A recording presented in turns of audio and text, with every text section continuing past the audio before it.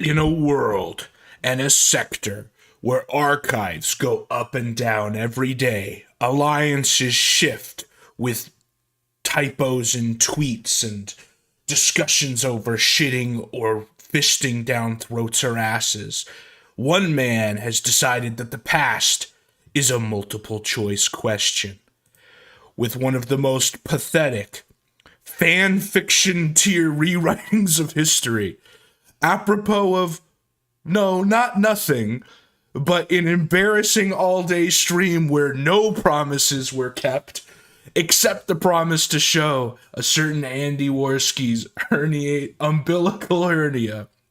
We have The Sector by Josh, where almost every line has something wrong with it, and a cope behind every piece of punctuation. So, what happens? Kino Casino does their supposedly all day, gonna get totally wasted. I swear, guys, it's gonna be crazy. It's gonna be a super show again. We're gonna stab Jaden again type event.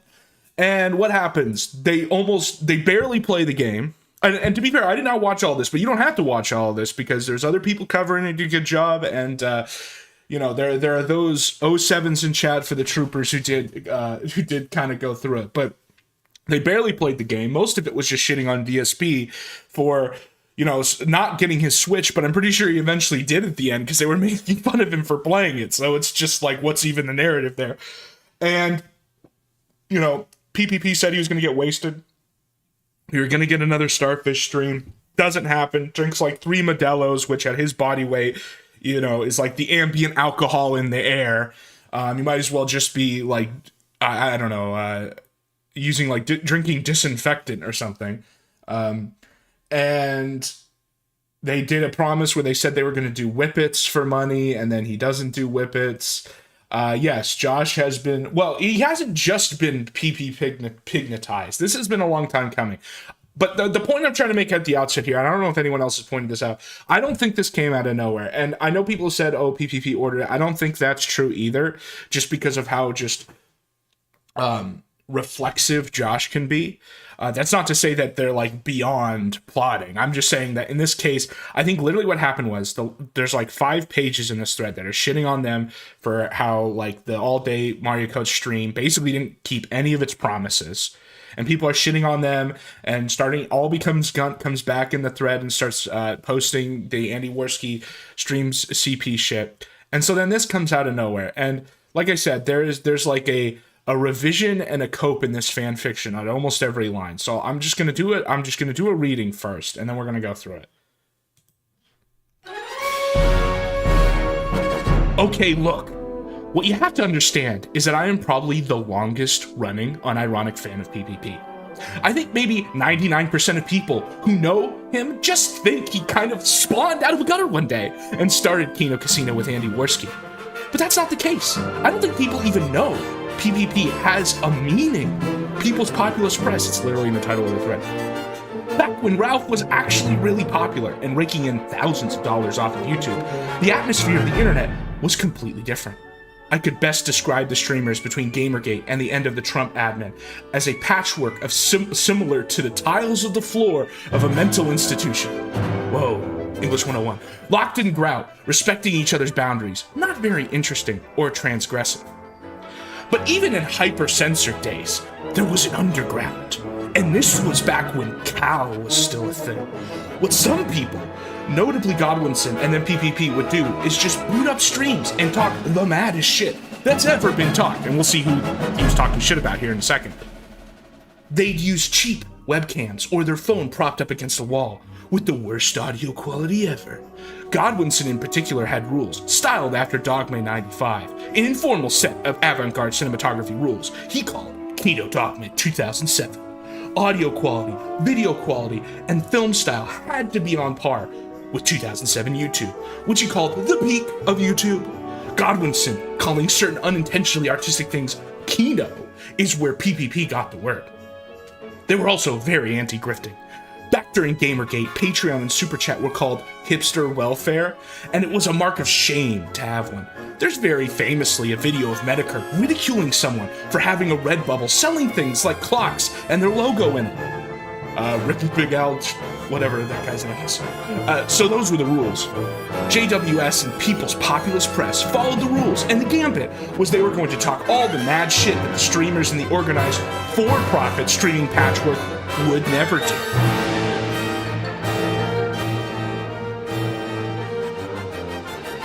Where was it?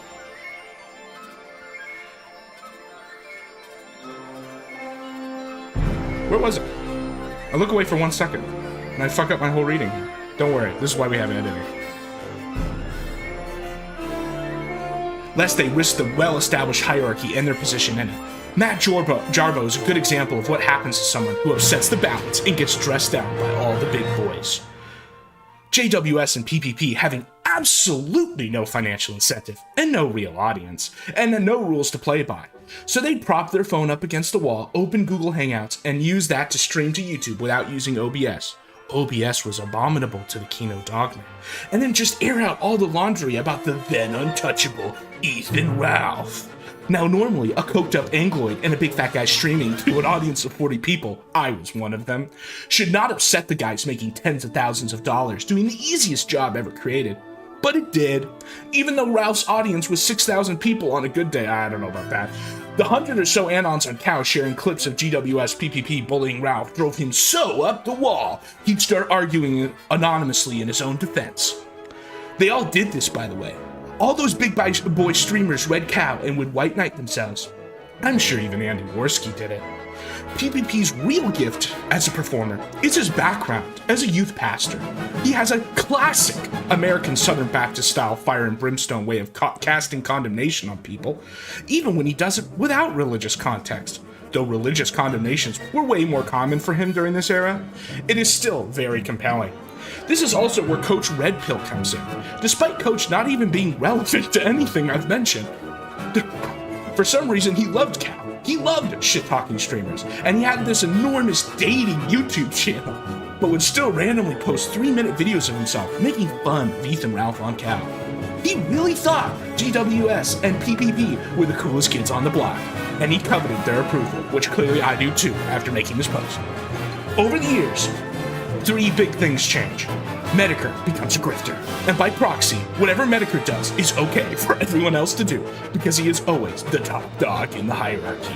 Godwinson had a falling out with PPP. Without Godwinson to preach the dogma, PPP appears to have stopped caring about it. And 3, Mad at the Internet started. AD, before and after Mad at the Internet, and was the most successful podcast about internet drama in the sector for a long time. I believe that he looked at Medicare and said, I can grift better than that.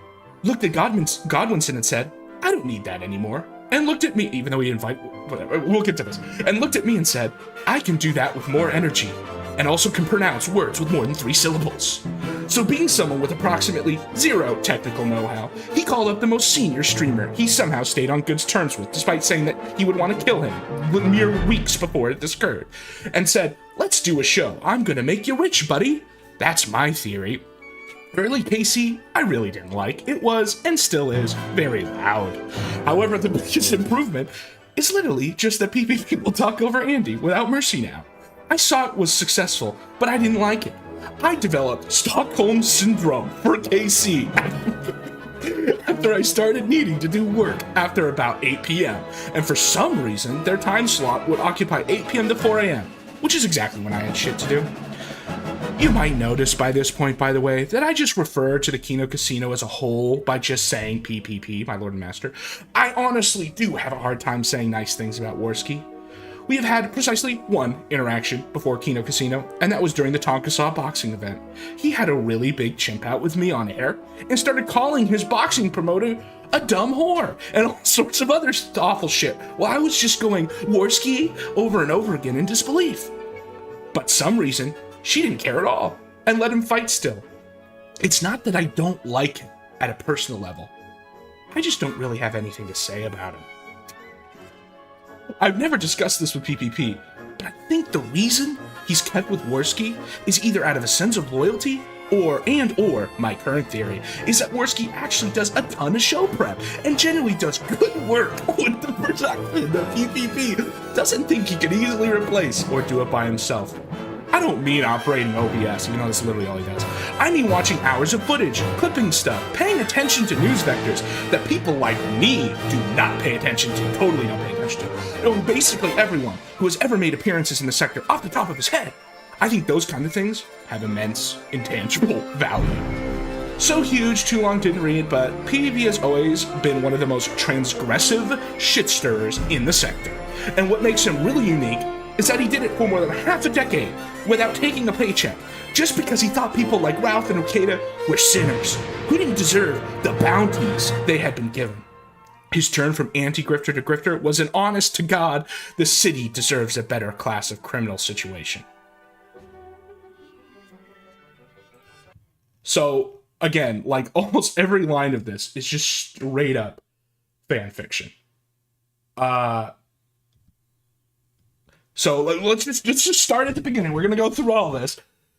So first of all, I am the longest unironic fan of PvP. It's fucking insane to say. After we watch some of these, because we're gonna look at what PvP had to say about Josh. Just, you know, this clip 2 years ago. This is when it was still Kino Casino. This was 5 years ago. This is apparently when I know it says 1 year, but this is a re-upload. See, 2020, 5 years ago.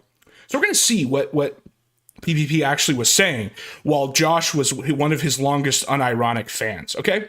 So I think maybe 99% of the spawned out of the gutter one day and started Kino Casino. Now, I will agree that a lot of the current Kino Casino fans are like this. They have no idea about PvP's past, because if they would, they wouldn't put up with it. If they watched the swastika snickerdoodle stuff, which was hilarious, or basically anything with Surfer, they would disavow because they're all a bunch of normies. So there's some truth to this. The thing is, he's posting it in exactly the place where it's the least relevant, which is this thread. Like half the people in this thread are people who were either fans of him back in 2020 or have been following the story, essentially.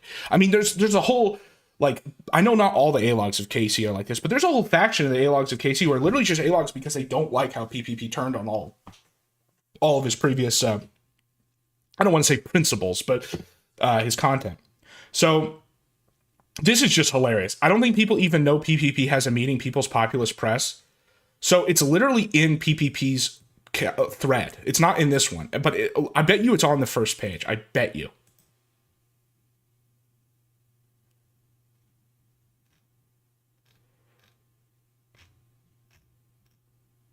So it does link to him back when he was still using it as his name on Twitter.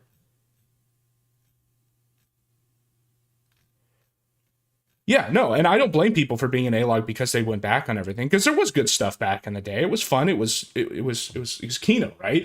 And he just went back on all of it. And it's interesting the parts of the story that all changes, because there's a reason why PvP went against it, and it wasn't Medicare, and we'll get to that.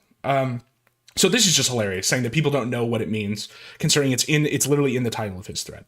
So back when Ralph was really popular and raking $1,000 off YouTube. Okay, when was the heel stream? Sector quiz game, everybody. When was the heel stream? 2018, right? It was in 2018. PvP's oldest videos. So then there was like the Bitwave arc, right? When people were getting paid money to be the top guy on Bitwave. And there was a whole bunch of Kino that came out of that. That is when PvP started to get an audience. And that's when the Starfish stream happened. So this is just bullshit. I'm pretty sure that PvP's like really started making stuff after the heel stream, which is after Ralph got off YouTube. So this is an error. The atmosphere of the internet was completely different. I could best describe the streamers between Gamergate and the end of Trump. So this means nothing. Okay, this is like what we call this is a simile without a purpose. That also respecting each other's boundaries. The whole point of Bitwave was people were getting paid to be at the top of the website, which is why everyone was swinging at each other. Remember the Kitty Styles Stream.me? Sorry, yes, not Bitwave. I'm sorry. There's so many of these. There was like a period where there was all of these like streaming, all these like alt ones. You're right. It's Stream.me, and it was owned by the Texans who got it shut down, even though they still had money. Yeah, on the Sargon videos, exactly. But the point is that PvP was not going hard on Ralph when Ralph was still on YouTube. And so we have this idea that people were like respecting each other's boundaries.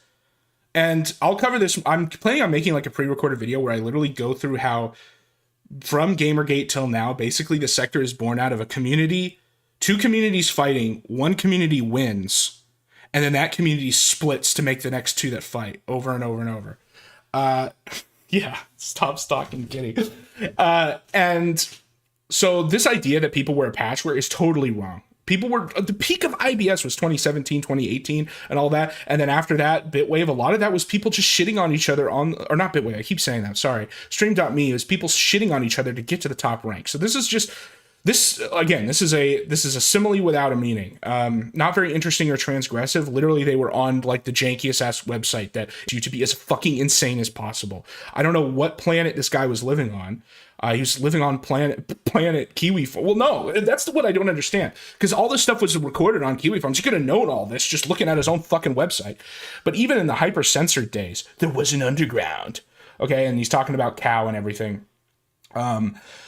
Godwinson and PPP would do is just boot up. Yes, okay, sure. They talk. That's true, I guess. They do. Yes, the Kino Dogma. Now I want to talk about Kino Dogma here because I have a very pretentious theory about Kino Dogma. I know you guys like when I talk about stuff like this. My theory is that Godwinson invented Kino Dogma, and it was Godwinson who invented it, even though it's PPP who made the video. That is a revision by PPP that he wrote it. That's not true. Godwinson came up with it. And I think that it was specifically a lolcow generator matrix. Okay? Because think about what the rules of Kino Dogma 2007 are. You have to show your face, so you dox yourself. Less than 10 minutes. So it's accessible for people who just want to immediately see it. You specifically are supposed to spurg out. That's like one of the rules. No scripting. So you're going to like accidentally say shit you don't mean. You're going to do all this stuff. Yeah, I know. Yeah, I'll get to that. He's fabricating a reality. No, you're totally right. That's why I said, like, at the beginning of the stream that in the sector where the past is a multiple choice equation, Null has chosen to essentially damnato memoriae what really happened and put up his own edifice of lies to cover for Kino Casino. The problem is that there's like still these records on Rumble and stuff that I'll get to that are just show that it's total bullshit. So Kino Dogma 2007, I literally think that Godwinson designed the rules, not with that much thought. It's not that complicated. So that anyone who ever followed them completely would turn themselves into a lolcow because they dox themselves, they speak unscripted, and they do a bunch of stupid shit. And let's all think for a moment, who was the first person to follow the rules that he cited? It wasn't PPP. PPP was number 2.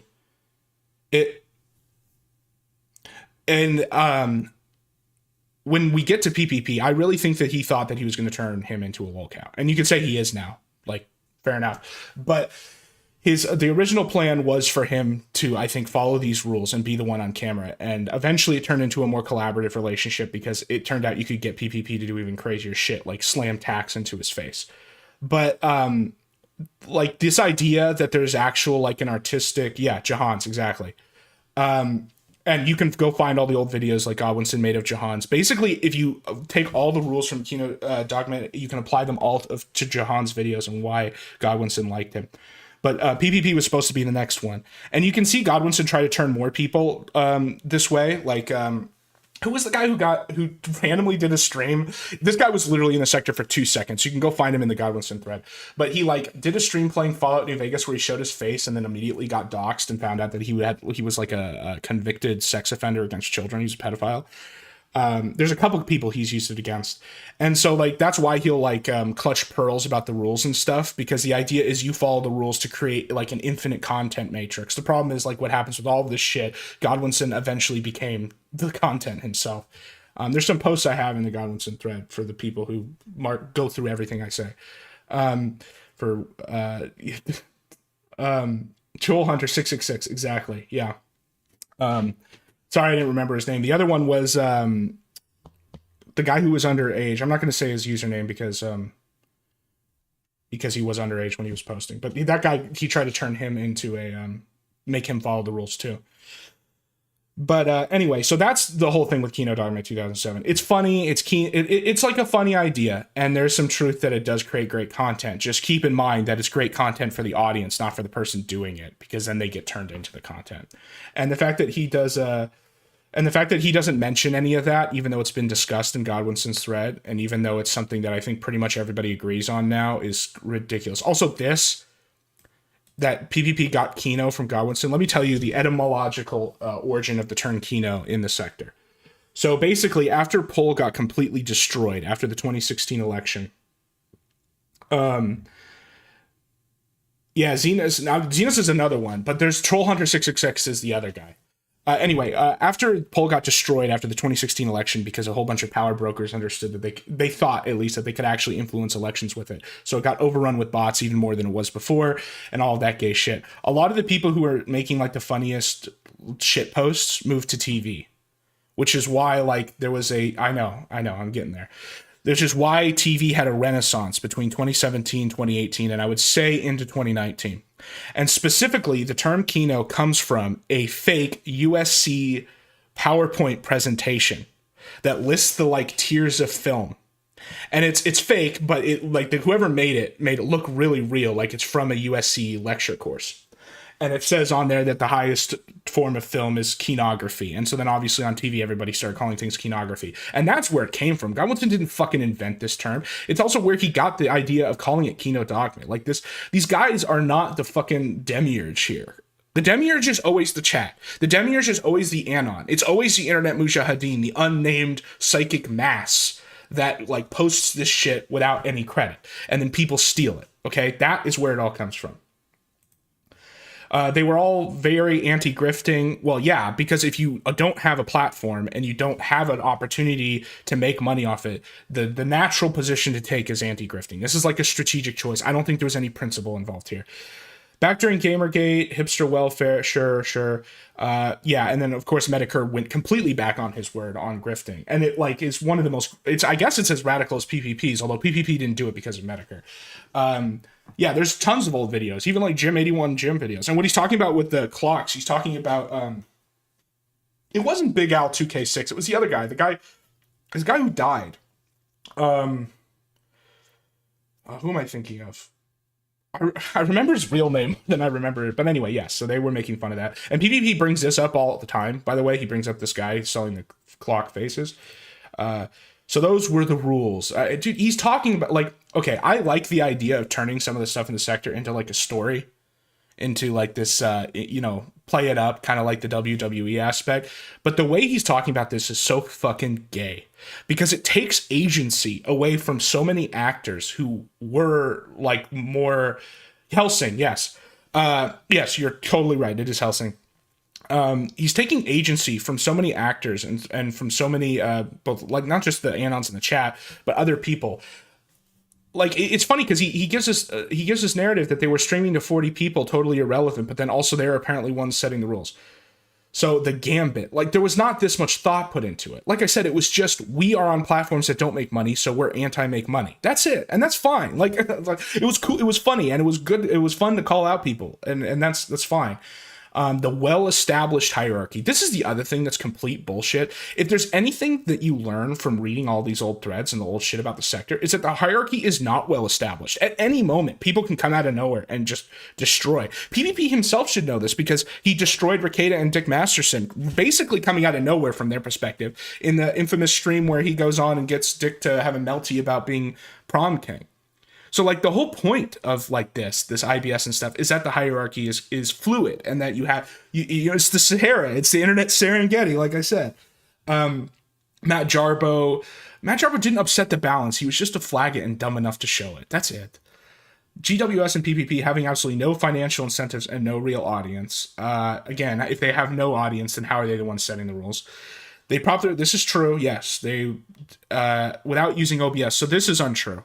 They did use OBS sometimes, but they would specifically say that whoever knew how to use OBS was the OBS roach slave. In fact, probably the most famous OBS roach slave, called such many times, is the current King Catamite of the KCA logs, Perspicacity. He was the OBS roach slave for a time. And then air out their laundry. The then untouchable Ethan Ralph. Again, first of all, ironic you're saying this because we're going to get into some of the old videos here where PvP accuses Josh of sweeping for Ralph at the very beginning of when Ralph kind of got turned. When Ralph was starting to go off as Bloody Rocker and people were starting to criticize him more, there was some sus shit that occurred with Josh moving threads around and things. Yep, Kraut ran it, Brian ran it, exactly. I'm not even going to talk about Kraut, but that's a whole nother part of this. So yeah, the idea who's untouchable, if he was at any point untouchable, it was because Josh covered for him for a period. And other than that, no, a lot of people were criticizing him. No, normally a coked up Andaloid fat guy streaming to, I was one of, this is so gay for him to say this. You know, I like to criticize Persit, but I'll give him credit for one thing. He's pointed out how if every single person who has said that they were one of PPP's 40 viewers was, PPP would have been bigger than Ralph at the time. There's a lot of people who say that they were there for some of these videos. And I think he's right to call that out. And so then for Josh to say this is bullshit, because like I said, I'm going to play some of these clips. And do you really think that a guy like this, who's completely reflexive, who, as I'll show you, because I'm going to go through the gym thread post too, about how he bounces between his positions on that. Do you think a guy like that could listen to some of the stuff PPP is going to say here and not spurk out if he was actually watching it live? And I'll be honest about my own history. I didn't watch a lot of these live. I probably started watching some of them live in 2021. I did watch the Chaga debate and stuff, but I did not watch all of these live. I started watching maybe like when I could catch them around 2021, 2022. And I watched some of the archives and stuff, which is why I was able to pull these things up. But to say that you were one of the actual people who live you were watching it there is just bullshit. And not only that, but I don't even think it really matters that much. Like to brag about it makes it like lame. Audience was 6,000. This is a lie. Okay, and the way I know this is a lie, it's not 6,000 people. So Ralph was one of the biggest streams on YouTube. I'll give him that.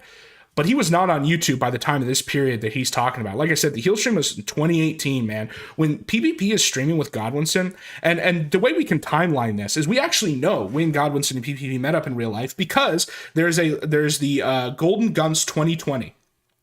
Golden Guns 2020 is one where it's just a camera. And it's PPP, Godwinson, and I think PPP's brother or Surfer in the middle, sitting between them. I have that memory. And so we know that was around 2020. So at least 2 years after Ralph got kicked. And Ralph was not getting 6,000 fucking people after he got kicked off YouTube. So this is just, again, this is, they'd say it's, he would try to say what like PPP says about this. I'm gilding the lily, I'm whatever. And, you know, I guess a counter argument is, why does it matter? Why do these details matter and stuff? Some of the details here are not that important. I'm just kind of playing it up. But other ones here I'm pointing out because they serve a rhetorical purpose in rewriting history for these new KC fans who don't know any of this shit. The 100 or so Anons on Cow sharing clips, bullying Ralph, drove him up the wall. Yeah, so then they started fighting. Sure, whatever. They all did this.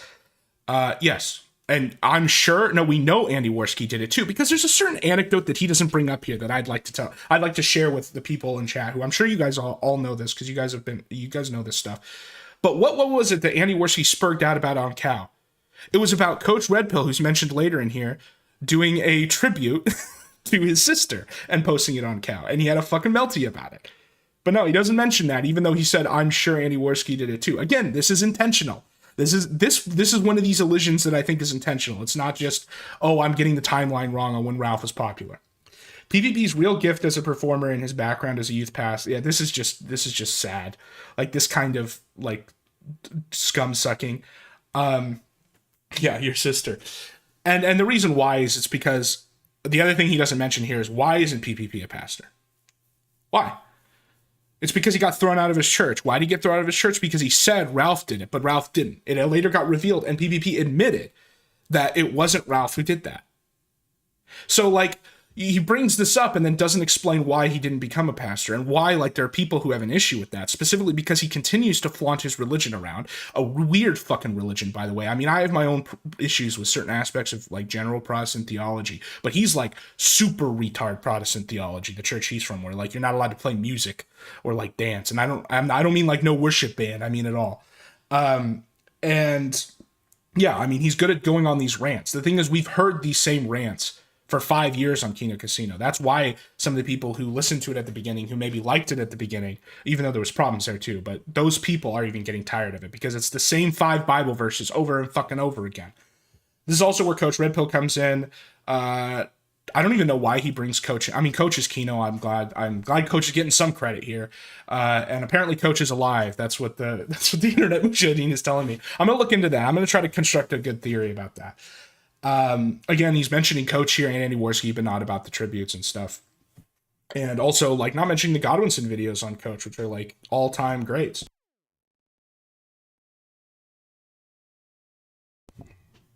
Okay, so coveted their approval. There is some proof that Coach kind of had a weird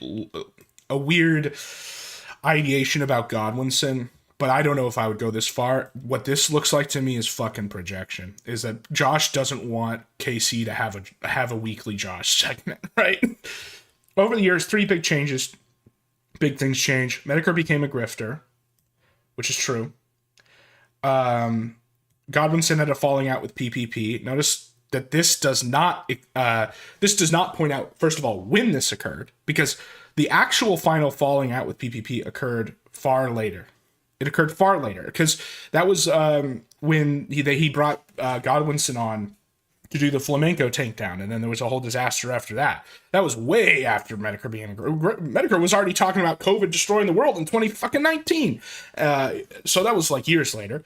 And without Godwinson still made streams.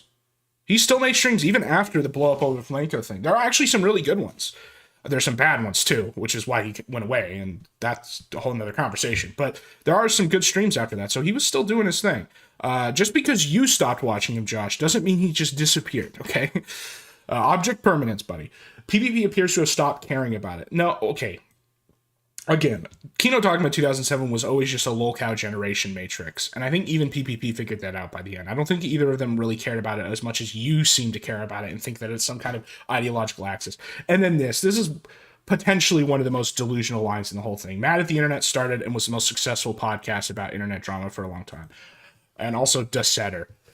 So when I was still watching Mad at the Internet around like 2020, I don't know if I watched it in 2021. I'm not going to make any claims on that because I don't remember. But it was getting less than 1,000 views. Okay, like Godwinson's stream, it was like competitive with Godwinson's streams. Not only that, but it's really disingenuous to compare the viewership audience of Mad at the Internet and with the sector at large. Because the sector at large, like the people who were watching that eventually made Mad at the Internet start to get more viewers. I don't know what he gets now. What does he get?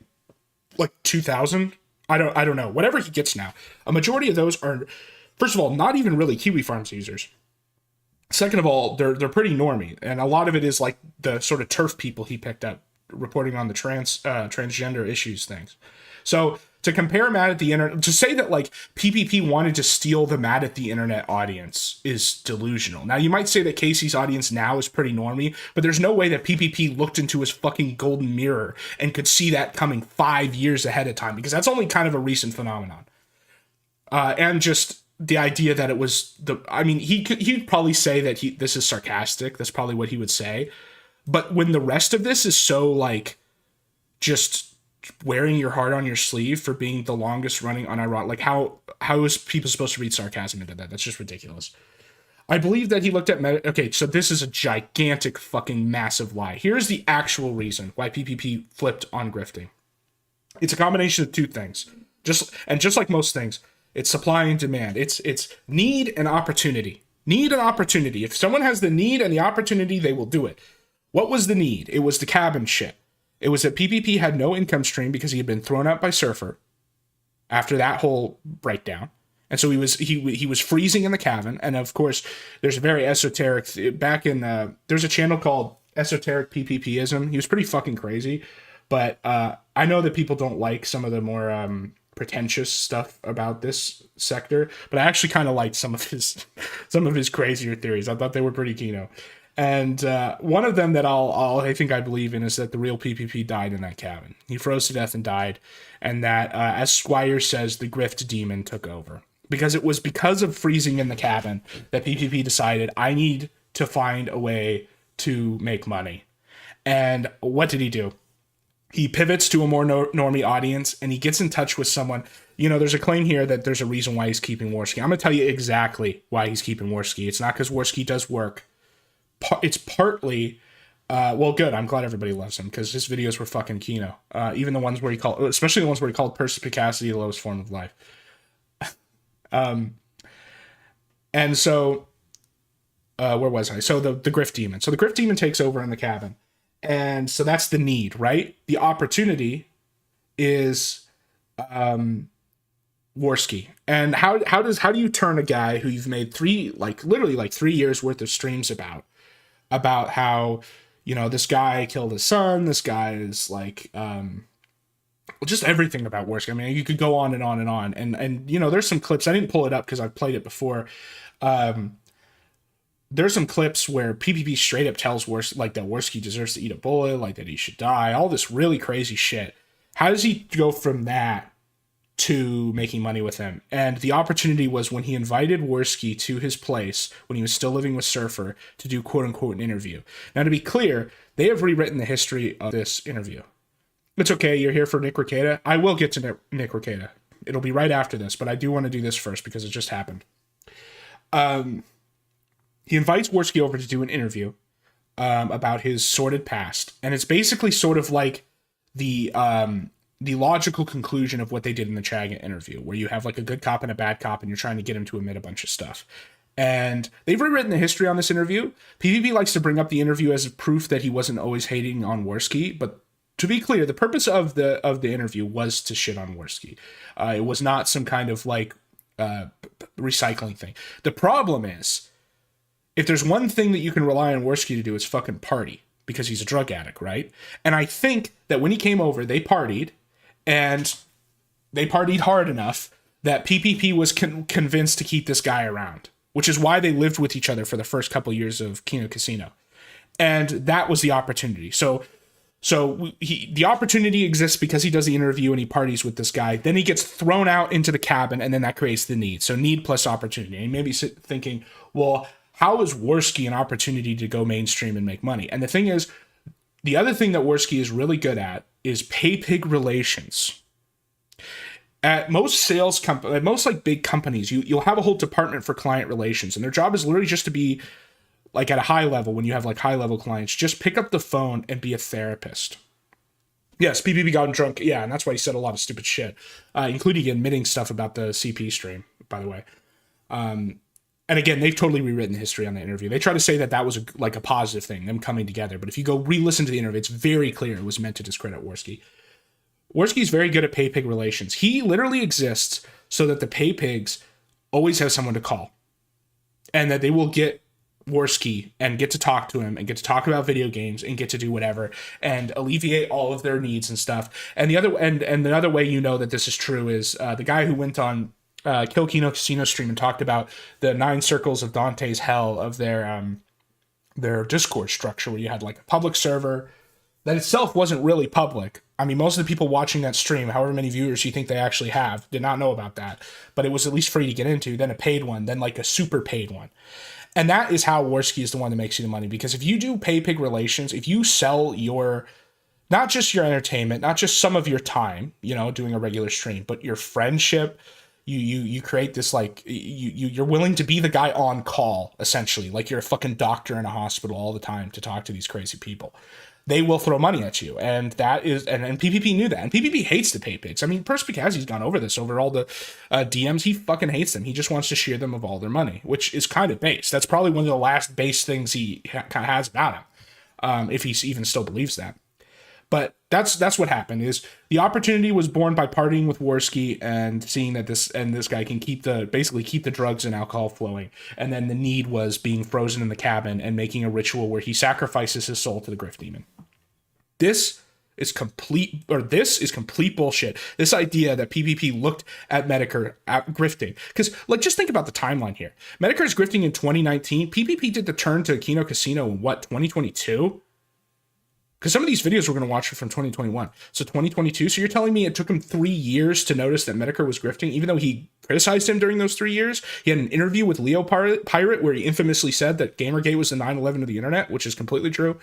No, like this is straight up delusion. This is fan fiction, not true. And it's because he doesn't want to talk about the whole frozen in the cabin arc. He doesn't want to talk about the payment processor that was doxing all the pay pigs. He doesn't want to talk about Medicare going on there and softballing them in an interview. He doesn't want to talk about that. So instead he says that he, is basically, this is legitimacy washing, saying that, well, Medicare did it, and so then he passes on his grift laurels to PPP, so it's all good.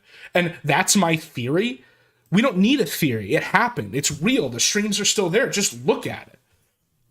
Early KC, I really didn't like. It was and still is very okay. If you didn't like it because it was loud, then I don't know what the fuck you think about it now. The biggest improvement is literally just that PPP. Yeah, I mean, him talking over Warski, I guess, makes it better. They have less interesting things to say, and the things that they do say, we've heard a million times. I mean, this is just sort of cope. This is a crazy line. I developed Stockholm Syndrome for KC. What does that even mean? What does that even mean? Like, Stockholm, as in, like, they took you hostage? Or you took them hostage? It must be you, because you're saying you developed it.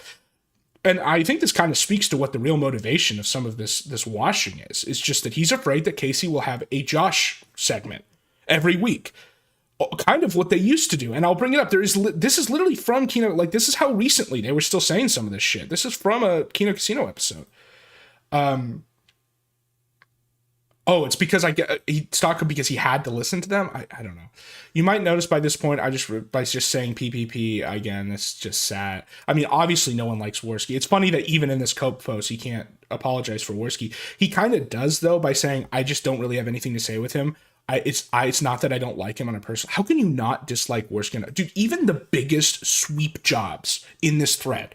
The new guys there's some guys who literally made accounts on TV Farms just to talk in this thread about how they like, casino. Even those guys are like low IQ interruptions. Warski sucks. And we're telling me you don't, it's not that I don't like him on a personal level. Nobody likes Warski on a personal level, except for the people who are so incapable of making friends otherwise that they have to become pay pigs of a show like this so that they can get the full Diamond Club edition of the I know people already pretend. I know it's crazy that people are pretending like the old Kino Casino is esoteric. Yeah, so like, because think about it, the sort of people who pay for the Diamond Club treatment for Warski on pay-pig relations, like that's because it's their only option, right? So those are the only people who don't dislike him on a personal level. I don't know anyone. I've never seen a comment or in this thread of anyone who seemed even somewhat 2 IQ points. I mean, we have this guy, and I don't know. I don't know if you know anything about this guy, but let's just say I would not respect his opinion on this. Because he's not this idea that Warski just bumbled through the sector like Forrest Gump is bullshit. He was an active participant, including in some of the stupidest shit, and made choices. Like, it's just, that's the other narrative they try to run now. I do a whole nother rant about that. I've never discussed this I don't think that's true. I don't think that's fucking true. And we know that they talk. I'm not quite to the level where I think that they're like they plan a ton of stuff, but they do definitely talk. This is something we know. But I think the reason he's kept Warski is, no, it's not a sense of loyalty. PvP has no sense of loyalty, and the way you know that is by the way he's treated everybody else he's worked with. That's completely delusional to say after you've already recounted him betraying Godwinson. And or my current theory is that Warski actually does a ton of... No, he doesn't. And he doesn't do prep work. Have you noticed what the division of labor is? Because if you look at the segments on the Clip channel when they talk about who cut what, Warski always gets the stuff that's long and doesn't require any cutting. It literally just does what I do, essentially, which is just pull up the video and just watch it. PPP is the one who's listening to the fucking Bog, the Anissa's podcast, and like cuts that up and stuff while he's stoned out of his mind. No, there's two reasons. Well, it was originally 2 reasons. Now it's 3. 2 original reasons he keeps Warski around is for pay-pig relations to make sure that they keep making money. And 2, it is because of OBS. PvP can't operate OBS. Like, that was the whole joke, guys. I'm sure, like, we're not retarded anymore, right? The reason why they shout on OBS is because PvP couldn't use it. And that was the cope, is that using the OBS is, like, makes you a bitch or whatever. The real reason is just that he didn't know how to use it. So then, of course, you set it as, like, a lower hierarchical position. It's a very simple trick, right?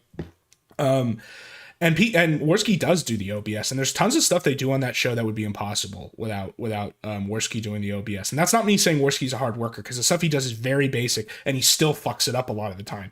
But that's just how little PvP can do. I mean, this guy can't, like, tie his shoes. I mean, watching hours of footage, no, bullshit. This is just delusional that he had actually believed this. You know why he thinks this? Because Warski's told him this.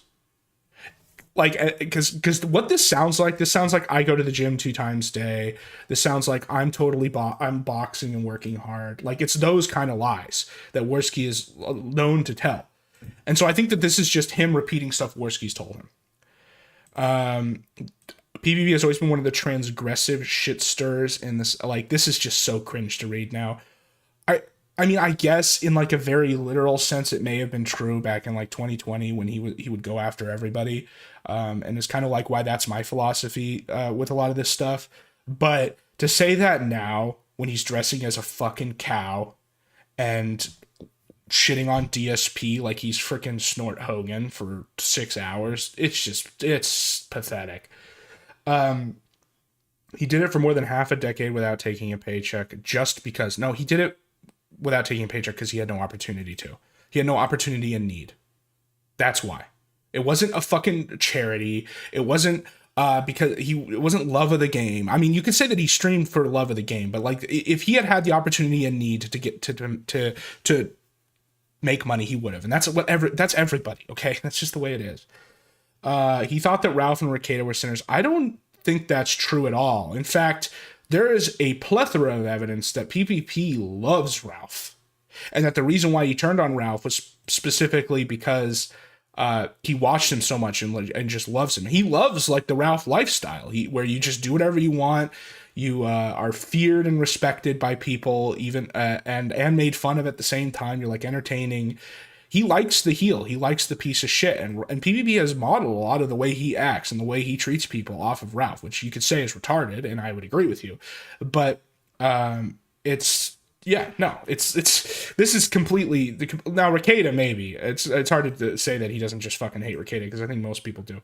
But no, Ralph, like there are DMs that Perspicacity and Squire have dropped where he straight up says, like, I love Ralph, and then Ralph's base for doing this. And there are even some of these videos, I didn't pull them up because they're not, like, they don't super pertain to what I'm going to show you, but where he's, like, talking about Ralph, telling Ralph to sue Josh over false claims because he wants to see them destroy each other and stuff, like, no. His turn from anti-grifter to grifter was on... No, it's not. His turn from anti-grifter to grifter was an opportunity plus need. It wasn't some Joker... And this reference doesn't even make sense because Joker burns the money. Joker burns the money. Like, what does he even mean by this? It's ridiculous. So, yes. I think this is an intentional rewriting of history because the last couple pages of the thread were shitting on them for their bad Mario Kart stream. This is like essentially a Damnato Memoriae of rewriting the history. This is like saying that we were founded by Aeneas and shit, which is based in the Roman example, but it's a similar kind of thing where you're just creating a total fan fiction of the origins of your it's sort of like how people say World War II is the foundation myth of the modern world. This is Null trying to write very poorly and in a way that is very easy to disprove the foundation myth of Kino Casino, so that it mollifies both the A-logs in this thread, or well, not the A-logs because they know better because they probably have been watching longer, but like the newer fans who are disappointed by the content. And here's this guy saying that he's right even though he's not. Him saying you can get away with literal murder if you're funny enough. Crazy thing to say. And of course he somehow makes this about whining about how he can't make money. And there's a post by Brian in here where, it's funny because the thing with Brian is he's like the worst messenger because there's so much you can throw at him, but he's the only one with like the courage and the vril to just come in here and say you're retarded, which is what he does. And he also sweeps for the CP, like where he says, oh yeah, well they might have been looking at it, but it wasn't physically on the stream. And I mean, this guy is right here where he's like, okay, then cover it. And then he says no, because it would be against TOS. Okay, well then if you admit it's something that you wouldn't want to show because it's like sensitive or if it's sensitive or illegal, then like that's all we're trying to say here. It's like, what, you want to argue about the elements of like CP? That's all bullshit. Like, again, like this guy basically proved his point by saying that. It's just ridiculous. And then you get this where it's just like even Gabe Hoffman, like their flesh puppet now said it. So it's like, what, you disagree with Gabe Hoffman now? It's total bullshit. Let's see if he's still coping. I don't know. I had this up for a while, so I don't know if there's anything new in here. It's just the people shitting on Brian. That's the thing. Like I said, there's a lot you can throw at Brian, and a lot of it is valid. But he's the only guy with the vril who will come in here and just say that. So anyway, we're gonna look at this. So while Josh was one of the 40 viewers of PPP, one of his top fans, this is the sort of stuff PPP was saying about Josh. Janny Juice, ladies and gentlemen, he can't help himself. He can't help himself but sweep it up and seethe it up, Janny Juice, seethe it up. I mean, what? What more can we say about Janny Juice at this point? Janny Juice has decided to cross any and all lines at this point. Janny Juice has inserted himself into this. You put yourself in this position, Janny Juice. You have put yourself in the position of inserting yourself into this autistic crusade. It was really none of your fucking business in the first place, but you've made it your business. You've made it your claim that you're the fucking king of the Jannies and that you're gonna fucking cover it up, you're gonna clean it up, you're gonna silence me, you're gonna ruin my life, you're gonna make it so I can't. So now, before anyone thinks that all he's going to do here is call Josh a Janny, which is like, whatever, of course he's a Janny. Just wait, because he says a lot more than that. Have a job. But, you know, he decided finally to cross the last line, one of the scummiest lines, and they do it on purpose because they think it's going to make me cry. It's going to make me quit. It's going to make me tap out. And they're like, ha ha ha, we're going to see the epic spurg out. Janny Juice has now published the doxes of my father, my mother, my stepmother, and my brother. All their doxes, pictures of... Very cool, dude. Very cool. Like, those people are totally relevant to whatever this stupid feud is. They're in the battle now. They're on the Serengeti, like, just drawn in. Again, this still is not even the worst part. Just wait. Their Facebook. Soon their addresses and phone numbers will be public. And Janny Juice thinks it's great. Remember, Janny Juice lost his entire family. Nobody in Janny Juice's family has any respect for him whatsoever. Everybody in Janny Juice's family thinks he's a child molester and a sick man and a fucking weirdo and a disgusting spurg. He's lost his family. So what Janny Juice has decided to do now is target my family. Oh, well, he's just saying that's what his family thinks, right? It's not that he's calling him that. Oh, just wait. You know, and decide that he's going to go after my family. It should be a shame if your family were doxxed, if the houses burned down. It should be a shame if we fucked with your mother. Go ahead. It just proves more and more that these are the absolute fucking scumbags of not just the internet, but all of life. And it's a total mafia organization. You have Capo Juice working for fucking Don Masterson, being paid $2,000 a month to clean it up for him. And he's not cleaning it up successfully. As we pointed out, Janny Juice's fucking broom is broken. Janny Juice's fucking broom is broken. All he can do, what can you do now? What is the next step? What are you going to threaten me with? What can you threaten me with now, Janny Juice? My family's doxes are out there. Congratulations. The last thing that I had to lose, my family, is gone. So I just have to accept now that all of my family hate me, apparently. All my family are going to turn... I've accepted that. I have no family now, thanks to Janny Juice. Great work, Janny Juice. What a Now, to be clear, a lot of the reason why PPP's family rejected him is because of the, like, butthole shit. And he's tried to blame this on multiple people. He blamed it on Ralph, and then later admitted it wasn't true. He's blaming it on Josh here because I think it was recorded on the farms. But again, none of this is what I'm trying to get to here, because he just straight up says it here in a second. Fucking wonderful man that he is. This is totally ethical, guys. This is totally the right thing to do. You know, this man is just a total fucking piece of shit. You know, and I don't care anymore, Janny Juice. I will shout from the hilltops that you're a child molester and that you fucking go after kids. You diddle kids, don't you, Janny Juice? You're a fucking loser. My brother right now is texting me saying, I love you. I love you. Don't let Janny Juice get to you. You know what I mean? Janny Juice, you fucking have your whole server of child pornography. You are a pedophile, and you're gonna cry, and you're gonna... So there you go. So supposedly Josh was one of the 40 viewers watching as he said that, and just had nothing to say about it. He just, you know, you can get away with murder as long as you're funny, right? At least he's funny. I'm okay if I'm getting called this, saying that I have materials on my hard drive as long as it's funny. That's his position now. He was one of the longest running unironic fans. Yeah, totally, dude. I'm sure that the guy who literally will go off and give like a 6,000 paragraph essay in other thread, like we'll get to it, to the gym thread, about anyone saying anything, just total spurg out. Like, you look at the front page of the fucking website right now, and, you know, he's trying to, like, stop stupid well, it's not here, but he's trying to stop stupid DMs. He starts talking about executing people in the street. You're telling me that he was able to watch this and not say anything, not spurg out, if he was actually there? Say, oh my god, he called me a pedophile. You know what, dude? You've crossed every line. You've crossed every line, Janny Juice. And people say, oh, you're crying about it. I'm just bringing to people's attention the lengths that Janny Juice will go to. The lengths that Janny Juice goes to fucking sweep it up. The lengths he goes to sweep it up. People's families have to become involved. Do you know what? I want to tell you guys a story about Evan Ralph. Do you know Evan Ralph is Ethan Ralph's mentally fucking retarded handicapped brother? I'm going to publish my interview that I've had with Evan Ralph and with Ronnie Ralph, his father. I'm going to do that. I'm also going to contact Juice's family. I'm going to fuck with Juice's family. And, you know, after all the escrow, after all the escrow is handled with and all this shit, and Ralph still refuses to fight me, I am just going to drive down to Richmond, and I'm going to knock his door, and I'm going to sell him a water filter. So I want everybody to know.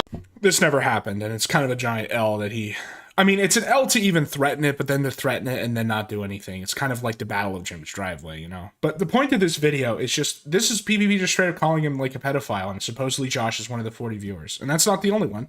Cube, the renowned poet of our postmodern age, once said of the hood mentality that keeps black men down, that keeps them living in the ghetto. Because if you try and rise up above your station in life, the other blacks in the hood who have that hood mentality will drag you back down. And so you can never rise above your station. Today we're going to be speaking about something that's even sadder, really, than the hood mentality. We're going to talk about the Janny mentality. The mentality of people who are in the sweepy squad, who the only thing they wish to do with their lives are to mop up for others, to sweep it up, to cover shit up, you know, to make it all sparkling and clean for their masters. How do you end up with the Janny mentality? Well, it's very simple. These Jannies, their lives are sad. They have never, ever, ever accomplished anything in their lives. See, for the Janny, he was bullied all throughout his life in school. He was humiliated, you know, degraded, always picked on, always shit on. He's always had a very blasé, average personality. The Janny typically is either 500 pounds or a twink skeleton. You know, the Janny has typically never had a girlfriend or got laid in his life. The Janny typically has never, ever, ever worked a job that's paid more than minimum wage. The Janny has never had a position in his life of any sort of power. The Janny, you know, has never been even like a middle manager at a McDonald's, for instance. And so the Janny craves that which he's not had before, which is to feel important and to feel powerful. And because his general mentality is of a beta, submissive, servile attitude, the Janny decides that he will attach himself to anybody who offers him the slightest... What does this sound like? Attaching themselves to anyone who will offer any comfort, who will offer any protection for your destroyed reputation. Maybe even rewriting history. Smallest amount of authority and power. And he believes that this compensates for not having a career, not having a girlfriend. The Janny believes that this compensates for never having accomplished anything in his life. And the Janny believes that by doing it for free, this is indeed a virtuous and righteous action. This is what the Janny believes. That is the Janny mentality. And it's a sad and broken mentality. But today, not only are we breaking down the Janny mentality, we're breaking down the Janny Juice mentality. Think of being Janny Juice. Janny Juice is the sort of man who wasn't satisfied with just being a Janny, because this man, obviously, his whole life was picked on, shit on, because the only thing he had in his life was his computer. Guys, I'm on the computer. I have my anime games and my lollies and my CP, guys. I'm Janny Juice. I'm not a lolcow, I'm Janny Juice.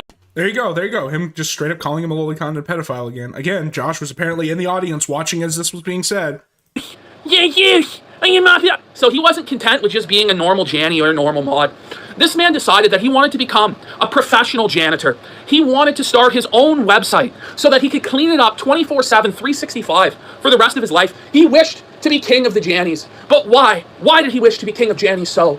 Well, think of it. His whole life he's been bullied. His whole life he's had no friends. His whole life he's been a loser. The man is a lolcow, hitting on apparently 14-year-old girls. Apparently this man has created an index to like block child pornography by downloading hundreds of gigabytes of child pornography himself.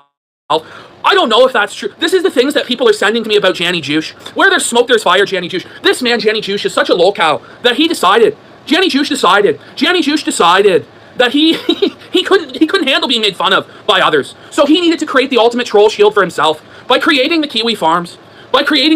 Yeah, and you know what else also crazy about this? Because Housemaster brought up in his stream when I called him the other day, he was like, oh, how did this guy use Kiwi Farms for so long but not know certain elements of Josh's background? And I thought about that because I was like, why? Like, that's a good question. And so I went back and looked. And there was two sources for what I knew about Josh regarding the Blockland text. His own coverage of it on Mad at the Internet, which is obviously biased, and he doesn't go over it all. In fact, he barely talks about it at all. He talks about stuff later. And his own thread on the website in Prospering Grounds. And that thread leaves out a lot of shit. Now, he already keeps it in Prospering Grounds so normal people can't see it. But just a small list of the things that that thread obfuscates. It obfuscates his age, because it doesn't have the correct age, because that was only said by Zedkiss later. It doesn't have the full log of all of the messages. It has, like, I think less than half of them. And it does not have the context of some of his messages about his mother. And it's like when you go, and that other thread, the thread that I went over on that other side website, was only made in September. And my goal here is I'm not trying to like cope or sweep or anything. I'm just saying that like what he's saying here, what PvP is saying here, there is a lot of truth to this. That this was like, that there's like troll shielding here, and there's like just as much evidence for Josh being a lolcow as literally anyone else on the site. But back to my original point. So he goes on like this. He's straight up calling him like a lolicon, straight up calling him a pedophile, straight up saying all this stuff. This is supposedly when, and to be clear, Josh made it clear that he wasn't just started watching KC, right? He was one of the 40 original viewers, which would have been around here in 2020. Now, okay, like here's what someone might say. They might say, okay, but you know, this is in 2020. This is during the conspiracy. This is so long ago. Things change, right? That's how the sector is. Alliances rise and fall. People change positions. They contradict themselves. One minute you're buying the silver coins. The next minute you're throwing them in the Puget Sound, right? Okay, how about we go to just 2 years ago? To during the Kino Casino, the same show he would later be on. And what do they have to say? One guy who's very upset today has decided to fire up a stream about it and accuse us of all sort of stuff that's not accurate. And that's Josh. Now listen, I have not had a problem with Josh, really. I've always said... Yeah, no problem with him. Just call him a pedophile 2 years before this. But still, they still go off on him here. To Josh, like, listen, buddy, I really don't have a problem with you. But he's been holding on to this grudge in his heart for 2 years now about New Project 2 and about how I cost him $2,000 a month and I fucked him. And I absolutely did. I bent Josh over the barrel and fucked him into the 2K. And you know what happened? Josh kept doing shows with me long after that, but he held this seething resentment in his heart. He's very, very, very upset about New Project 2. And I'll just go over it quickly for those of you who aren't aware. Back in the day, Dick Masterson created a Patreon alternative called New Project 2.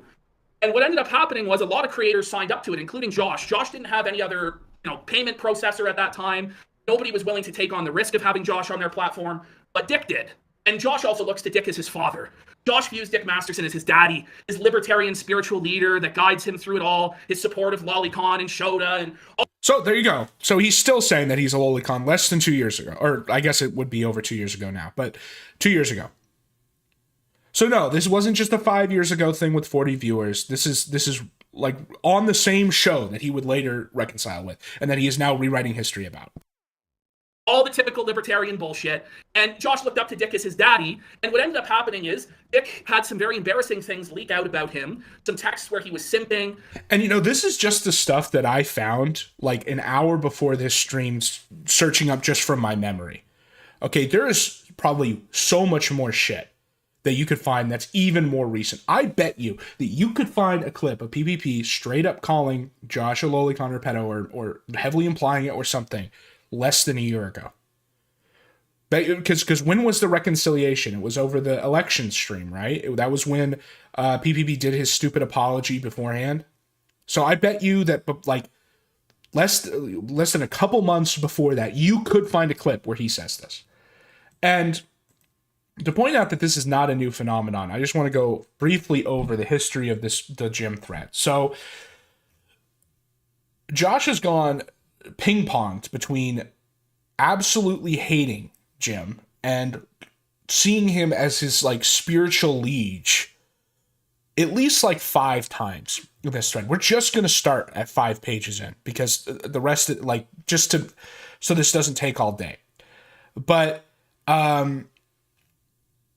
so this is people chimp out if you talk to Jim at all. Any sort of negative comment or observation, the implication is that he made one, is twisting into something else. Like one of the most common comments on my stream is, I don't know why Josh hates Jim so much, and I've never said I hate him. I just wish he'd find, and then he goes and bitches, right? Okay, so now we're on don't like Jim, okay? Which is longer. It's definitely to PPP. I'll get to what you're talking about. So this is the mental gymnastics Jim, so he doesn't want to get involved. So to be clear, the reason why he's mad at Jim, let's be really clear. It has nothing to do with what he's saying here. He lets it, there's some signs, there's some clues, right? The real reason why Josh hated Jim is because he wanted Jim to talk about kiwi farms. He wanted him to do 2 things. And he said this openly on some of his older Maddie streams that I don't even know if they're archived. I remember one, because it was so long ago, it was back when I was still watching him. He was mad that Jim didn't cite the kiwi farms as his source, because he felt like he deserved that and that he was losing out on money, because it always comes back to money with this fucker.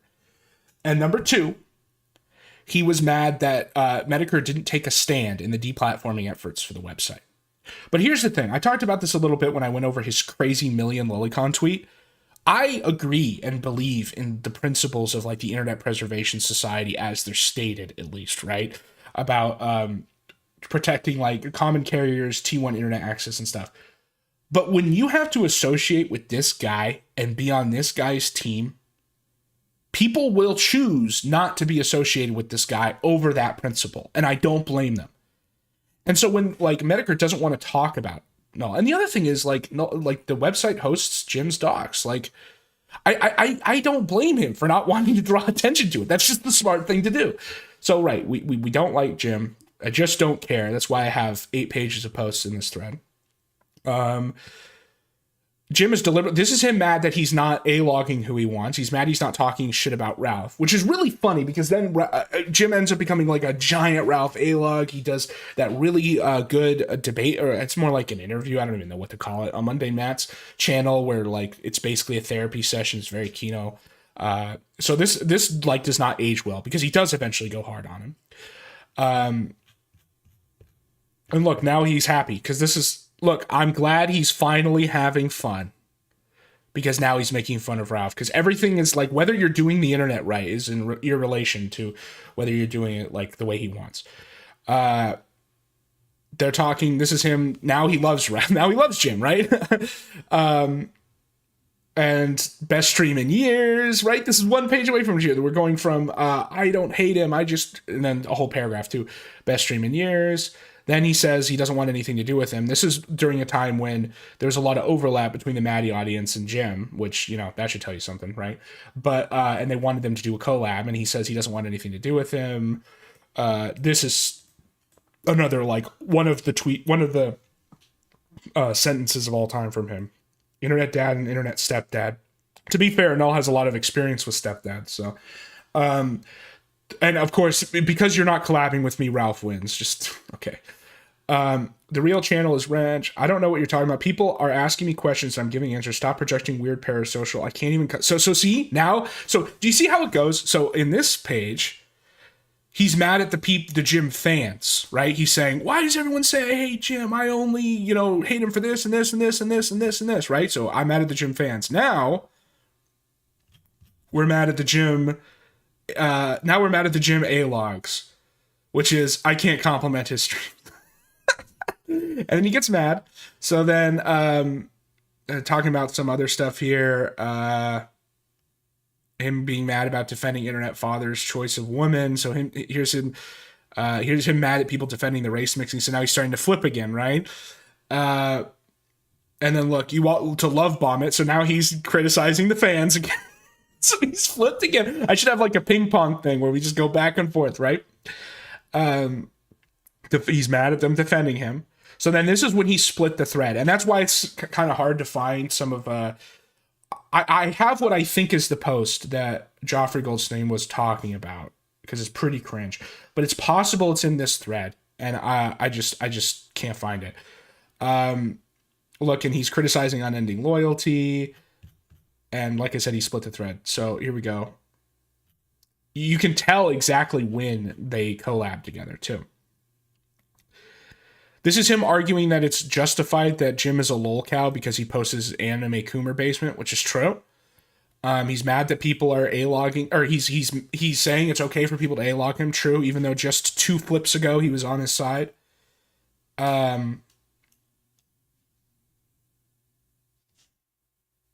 Do you notice how this thread is now on page 4? People complaining they can't suck Jimbo's dick in the thread. This is why. You do not get the whole thing. So you have to be interacting in the thread at the same time. And don't you think this is a little ironic considering the state of the Kino Casino thread right now?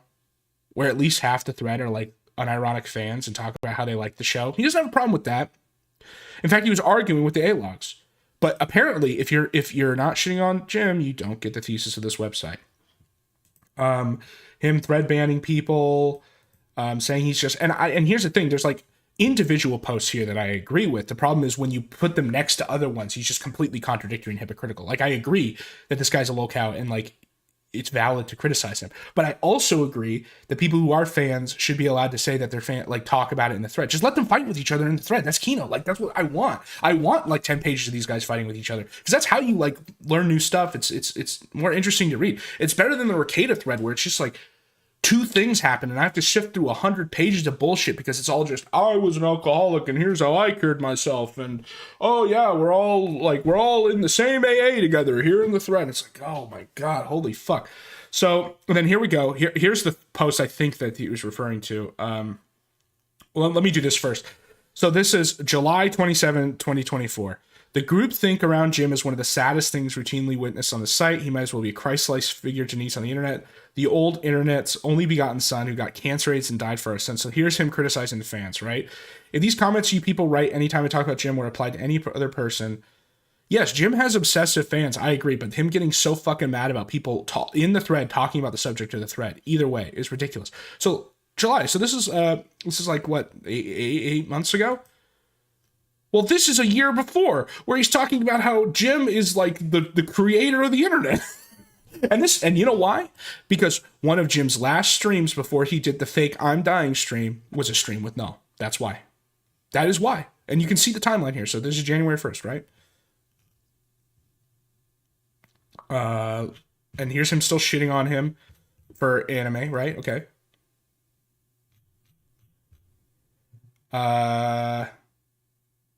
This is him complaining about group thing. Where is it? I passed it. Did I miss it? Am I just an idiot? Guys, I think I'm an idiot. But he did collab with him before this. And he says, I'm glad the site was up and stable for the New Year so everyone could commiserate together and record the reactions in real time. And it's just so funny looking at this now, having it been 2 years and we're still getting streams. And I've said this before, to be like try to be like as intellectually honest as possible. I really can't even explain the like Jim thing. There's so many perverse incentives for him to fake it, but then he showed all the documentations. I don't know. It can only be maybe like that there's stuff he's not showing or he's a hypochondriac or I don't know. The forum is coming up on 10 years and like this community is very different. When has he ever done a post like this for anybody else who's like about to die? Where was the low tax post? Because here's the thing, he did post a post in the low tax thread when he killed himself. And it wasn't like this.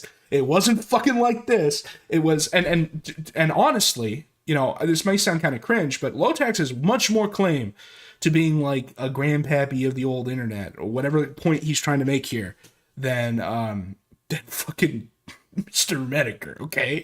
Like, and he didn't get this kind of commiseration. When I was a kid, social media was brand new. The idea of digital tombstone. Yeah. So it's very cringe. There's a lot of seething here also about Keemstar, which I thought was kind of funny. Because it's just, I think it's because Jim went on Locale Live or something. I think it is funny that he won't deal with Keemstar of all people.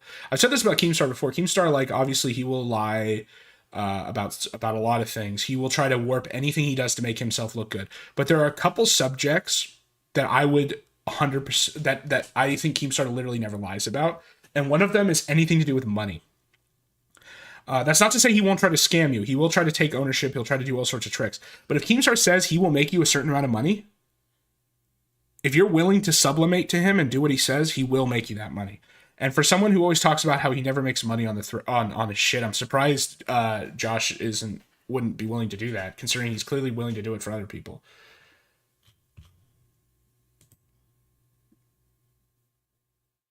And yeah, and there's more of him like deleting stuff and fighting with people, even as recently as this month.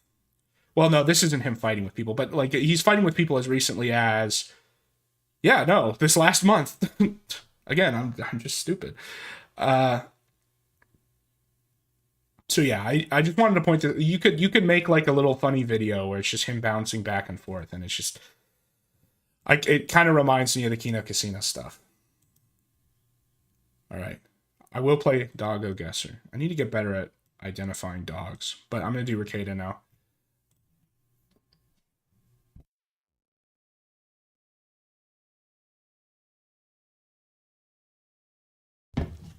Okay, so basically what happened here is, yeah, Josh wrote paragraphs on Jim during the Bri outline stream. Yeah, I know. He, well, that's the thing is, it's sort of weird. So he hates Brian a lot too. I kind of don't blame him just because of all the shit that Brian's thread is fucking hilarious. If there's a single thread on Kiwi Farms that you want to take the time to read, it's that one. But I kind of don't blame him for not liking Brian, at least at first. At this point, though, it's sort of like, I don't know. He's harmless and he's entertaining, and I would just sort of let him do his thing because it's going to be funny. So the origin of this, and I'm not going to go through all of this because I think it's pretty much been covered to death, but the body cam footage exists. The county is trying to say that they didn't submit it as evidence. I know that there's people who don't want the body cam footage to go out who say that there's like a privacy issue. The problem is Nick Rekieta himself destroys that argument when he starts showing photos allegedly from it. Number two, like, they did submit it as evidence. It's like, they're going to lose. Like, they should lose. I'm not even saying because Hardin's like a great lawyer or anything. I don't know. I'm not going to judge him, like judge his legal expertise or anything. But I wouldn't go so far as to say there's like a cover up. I know that there's some people on Kiwi Farms like that are delusional who think that there's like a cover up. I don't think it's that. I think it's just that the county wants this to be over. And so they're trying to make it over. And that involves shutting down the release of the body cam footage. But anyway, in the course of this, so two interested parties went and watched the body cam footage at the courthouse, which is very unusual, I'll say. I won't say why I know that might be unusual, but that is unusual to me that while there's still an evidentiary dispute over the status of the body cam footage that they'd show it to people. And now Rekieta said he's going to sue the government or whatever about them showing it to people. I don't think that's going to go anywhere. I don't think that's where search Null's post for Truman Show moment. Okay, I'll do that.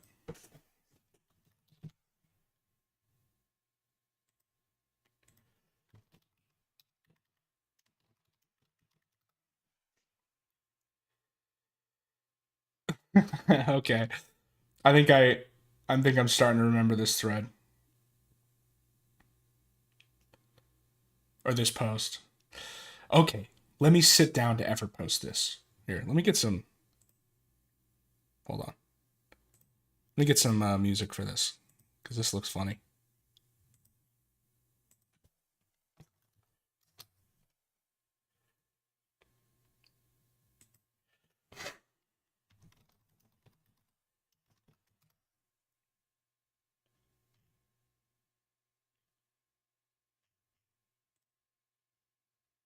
You know it, you love it, you know exactly what I'm going to play.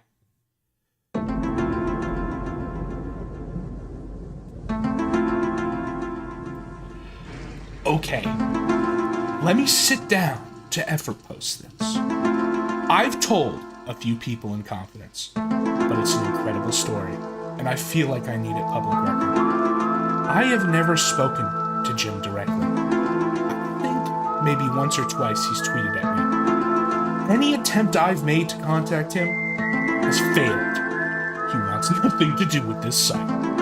That said, when we get to the end of the audio and Brian says, I don't want this posted on Kiwi Farms, Jim says, I hope none of my 14,000 viewers post this on Kiwi Farms. Immediately, active users shoot up to about 30,100, and it's the highest it's ever been. It surpassed Chris's house being on fire, or any of the various Tumblr drama that brought mainstream users on the site in droves. But it goes on.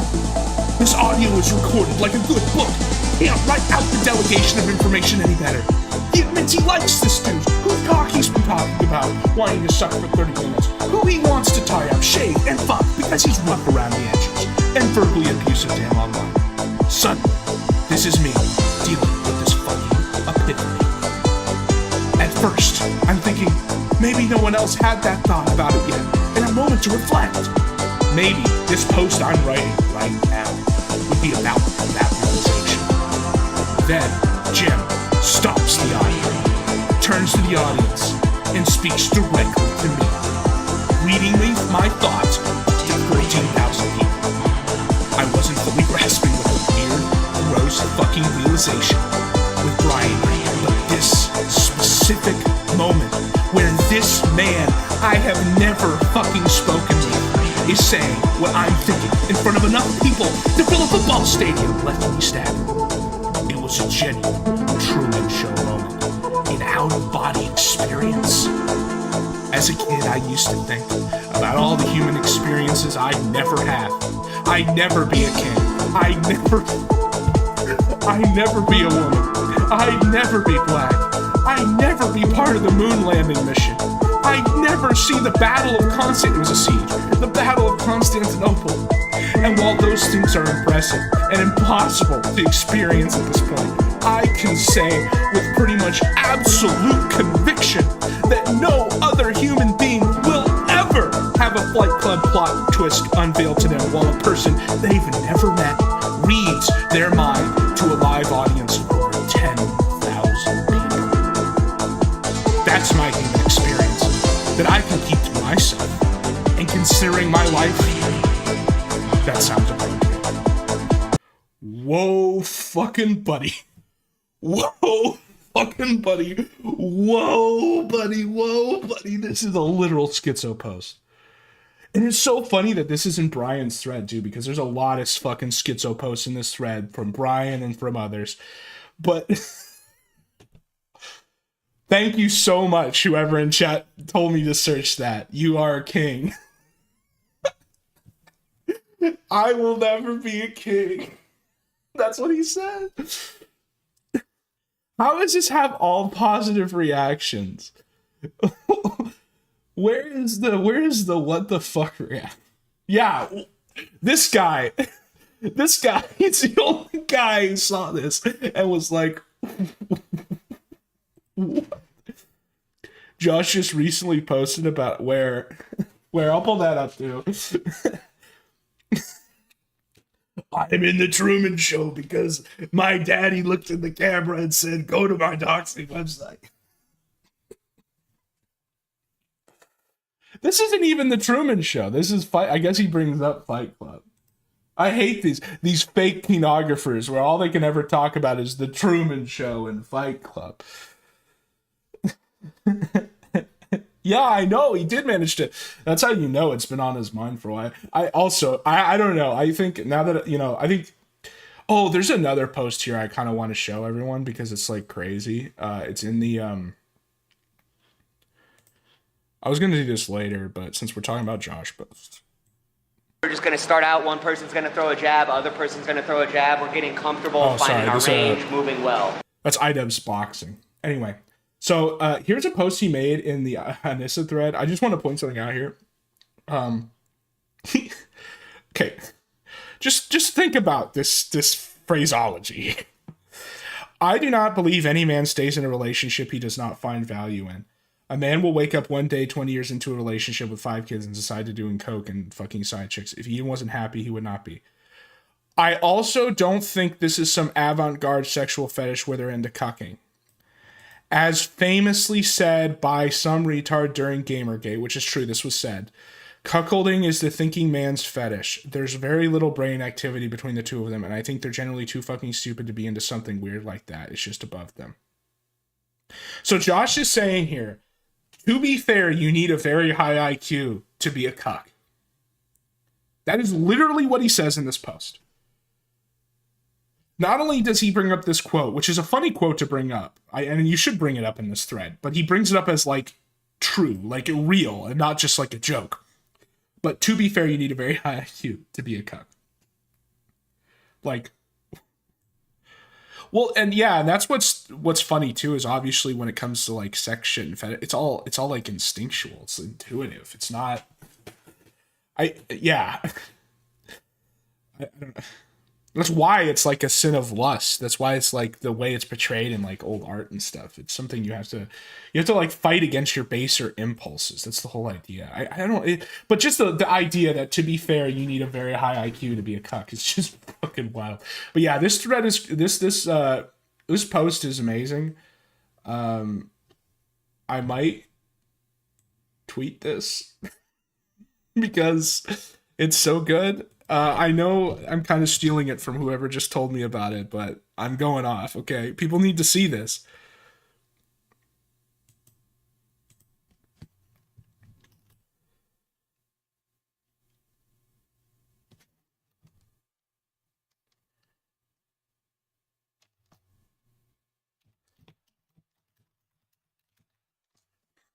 Okay.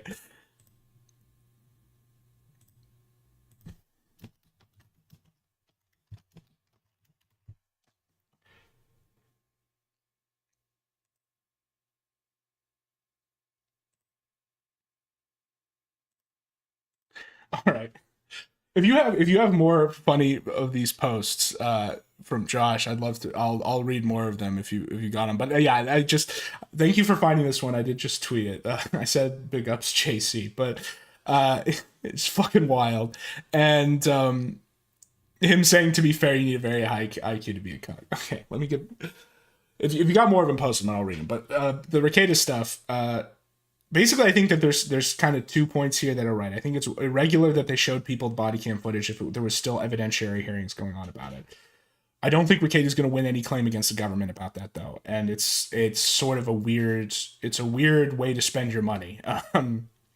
Because, you know, obviously for some things you can get a lawyer paid on contingency, but I don't think any lawyer is going to take something like this on contingency. And the other point I think is right is I do think that there's a FOIA issue here where it was submitted as evidence, and the fact that they had it reclassified without having a hearing where both counsels present is like fucking weird. I don't think it's a cover up though. I think they just wanted to go over. So basically, to sum up all of this without you having to read it, is the house is a complete disaster. It's like straight up. There's shit everywhere, and there's one point to this I do kind of want to read through because I think it's really funny, which is when they talk to Nick. And this is like a classic lawyer thing, right? Where lawyers are always like, hey guys, did you know that you're not supposed to talk to lawyers? It's like, oh, whoa, dude, revolutionary concept, right? And then immediately talks to lawyers and tells them everything. And it's around here somewhere where he doesn't just talk to the lawyer. He literally tells the lawyer exactly what the cop needs to hear. And when he questions the search warrant, that's not unusual. Police will lie sometimes about what their probable cause and which their search warrants are. I don't really have a problem with having a conversation about that with the cop. But the problem is by him saying what he says here, he like retroactively justifies it, which is not the way it's supposed to work, but is the way it works sometimes, and it like can be part of a larger case.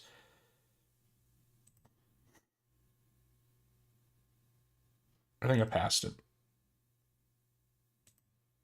Yeah, I think I passed it. But Kayla refuses to speak, which is really funny.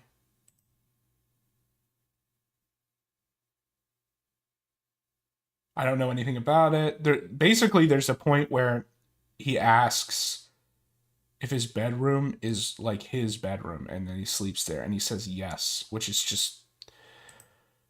I don't know, man. Like, there's some, you know, from knowing a guy who does some stuff about this, when you work for like the DA's office, or like you're a public defender, or even not well, you don't want to be a public defender, but like you're a private defense, you read through like hundreds of cases, and they all go exactly the same way. And the police all ask the exact same conversations. And so you just have the elements burned in your brain. And when he asks here if the nightstand where he found the drugs is his, and he does, like, an alarm doesn't go off in his head, it really makes me think it's not just that he doesn't have a lot of experience. He was only a lawyer for a few years. It makes me think he literally never did anything, which is kind of crazy. I guess it makes sense. But then it's like, that's who you're getting for your like legal analysis online, who like openly said, like, I'm a lawyer, listen to me. That's like what he would say. It makes you wonder about the other ones too. I know like Sean gives a better analysis because he actually does the work. There's some like funny and weird like what Rekieta would say. I'm listening to him too much. I'm picking up on stuff like that. There's some stuff to criticize about him. Why can I not find this? Why am I blind? Oh, wait.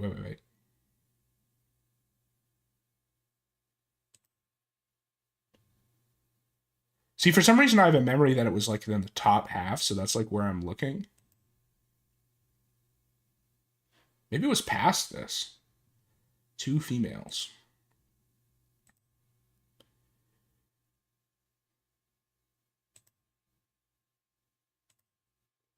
But anyway, I guess I can just sum it up. Basically, the cop just asks. He's like, hey, is that bedroom your primary bedroom? And he says, yes. And he's like, so you're there all the time? And he's like, yes. And so like the things there are like your personal, like your personal property. And he says, yes.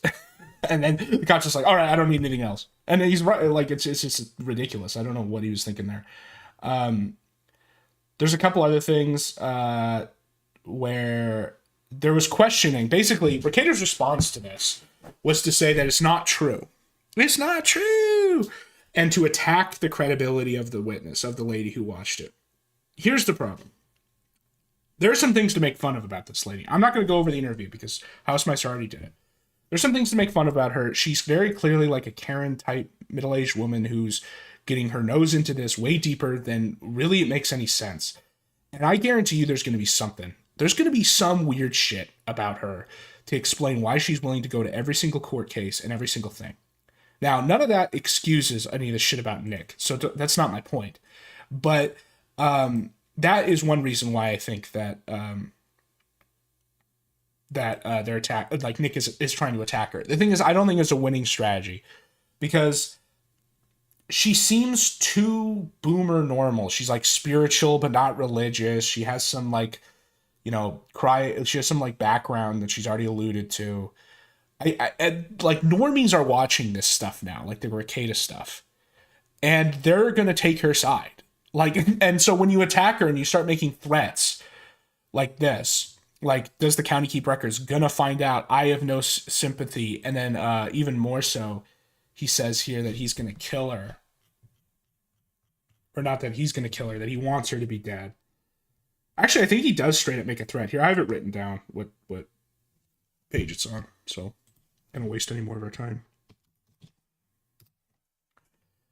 She smells like a scorned pay pig. I think you're completely fucking right. And the reason, and it's because there was a time like at Nick Rekieta's peak where his primary demo was these like middle-aged wine aunt type people. I think you're completely right. I think she's a scorned pay pig, and that's why she's so invested. I don't think you know what. Oh yeah, this. He says here that he didn't break his marriage vows because he didn't vow to not cheat.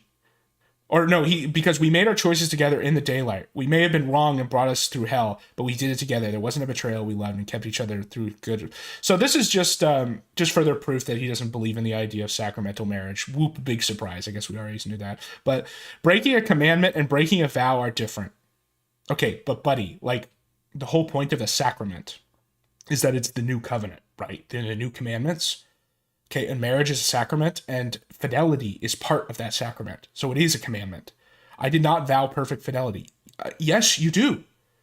I did vow to love and cherish her in sick and health and good times and bad. I have honored those vows. So basically, as long as I'm like a sugar daddy and I pay for her shit, and I am like her or like her handler, I can cheat and do whatever I want. Don't tell me I broke promises I didn't make. It's just fucking crazy. You become one flesh. What does he think that means? That's part of the sacrament. It's just, whatever. He won't. Let's pass the statute, whatever. Let me find the threat. I have that written down here too. And again, this is the lady who gave the body cam description. There's definitely going to be something about her. I can guarantee it. And then she's going to disappear. And she's probably a former pay pig. And and her story about like why she's doing this is probably weirder than she's letting on, or her like backstory of her abuse or whatever, which she's been pretty open about talking, that's one of the reasons she's doing this is probably really weird. And I don't mean that in a Rekieta way. I mean just in a way that will call into question some aspects of this. So this is Kino Casino Jew slave or high elf slave Gabe Hoffman, who claims that he has some big expose next Thursday. I wouldn't hold your breath, guys. Not because I don't think Rekieta is incapable of it, but just because this guy makes these promises. This guy really wants to be in the sector in the dumbest ways. He won't do a show where he just talks shit or whatever. He wants to get sued by Razor Fist, do a fist fight with Ralph, and now do some big, probably defamation tier expose on Keanu's show of all places next Thursday. Do you notice that? I found that really interesting that Gabe announced that he's going to do an expose of some unknown claims against Rekieta, not on Kino Casino, but on Keanu. Do you know why? I think it's because Kino Casino doesn't want to touch it.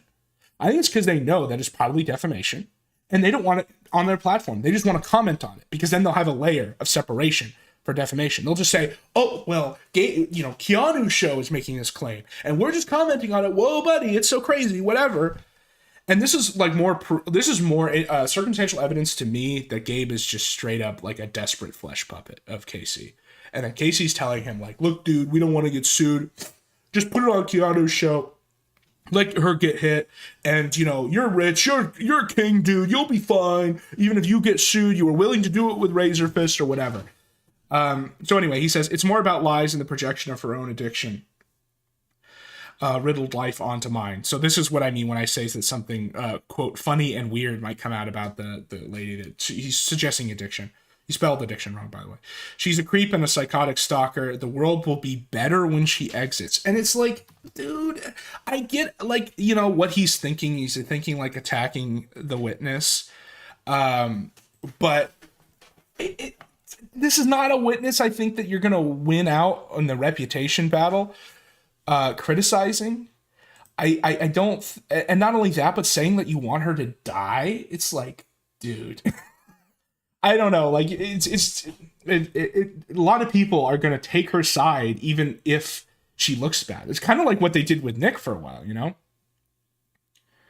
This is him talking about unlawful. Like I said, I think there might be kind of a claim. It's weird to me that they would show it to people while there was still evidentiary disputes, but I don't think like he's going to get anything out of it. I think it's a mistake to like try to sue. No, he's probably not going to, obviously. That's like what these fuckers do, is that everyone says they're going to sue and then they never do. Especially Nick. And he's already losing a suit like this to Montegraph, so.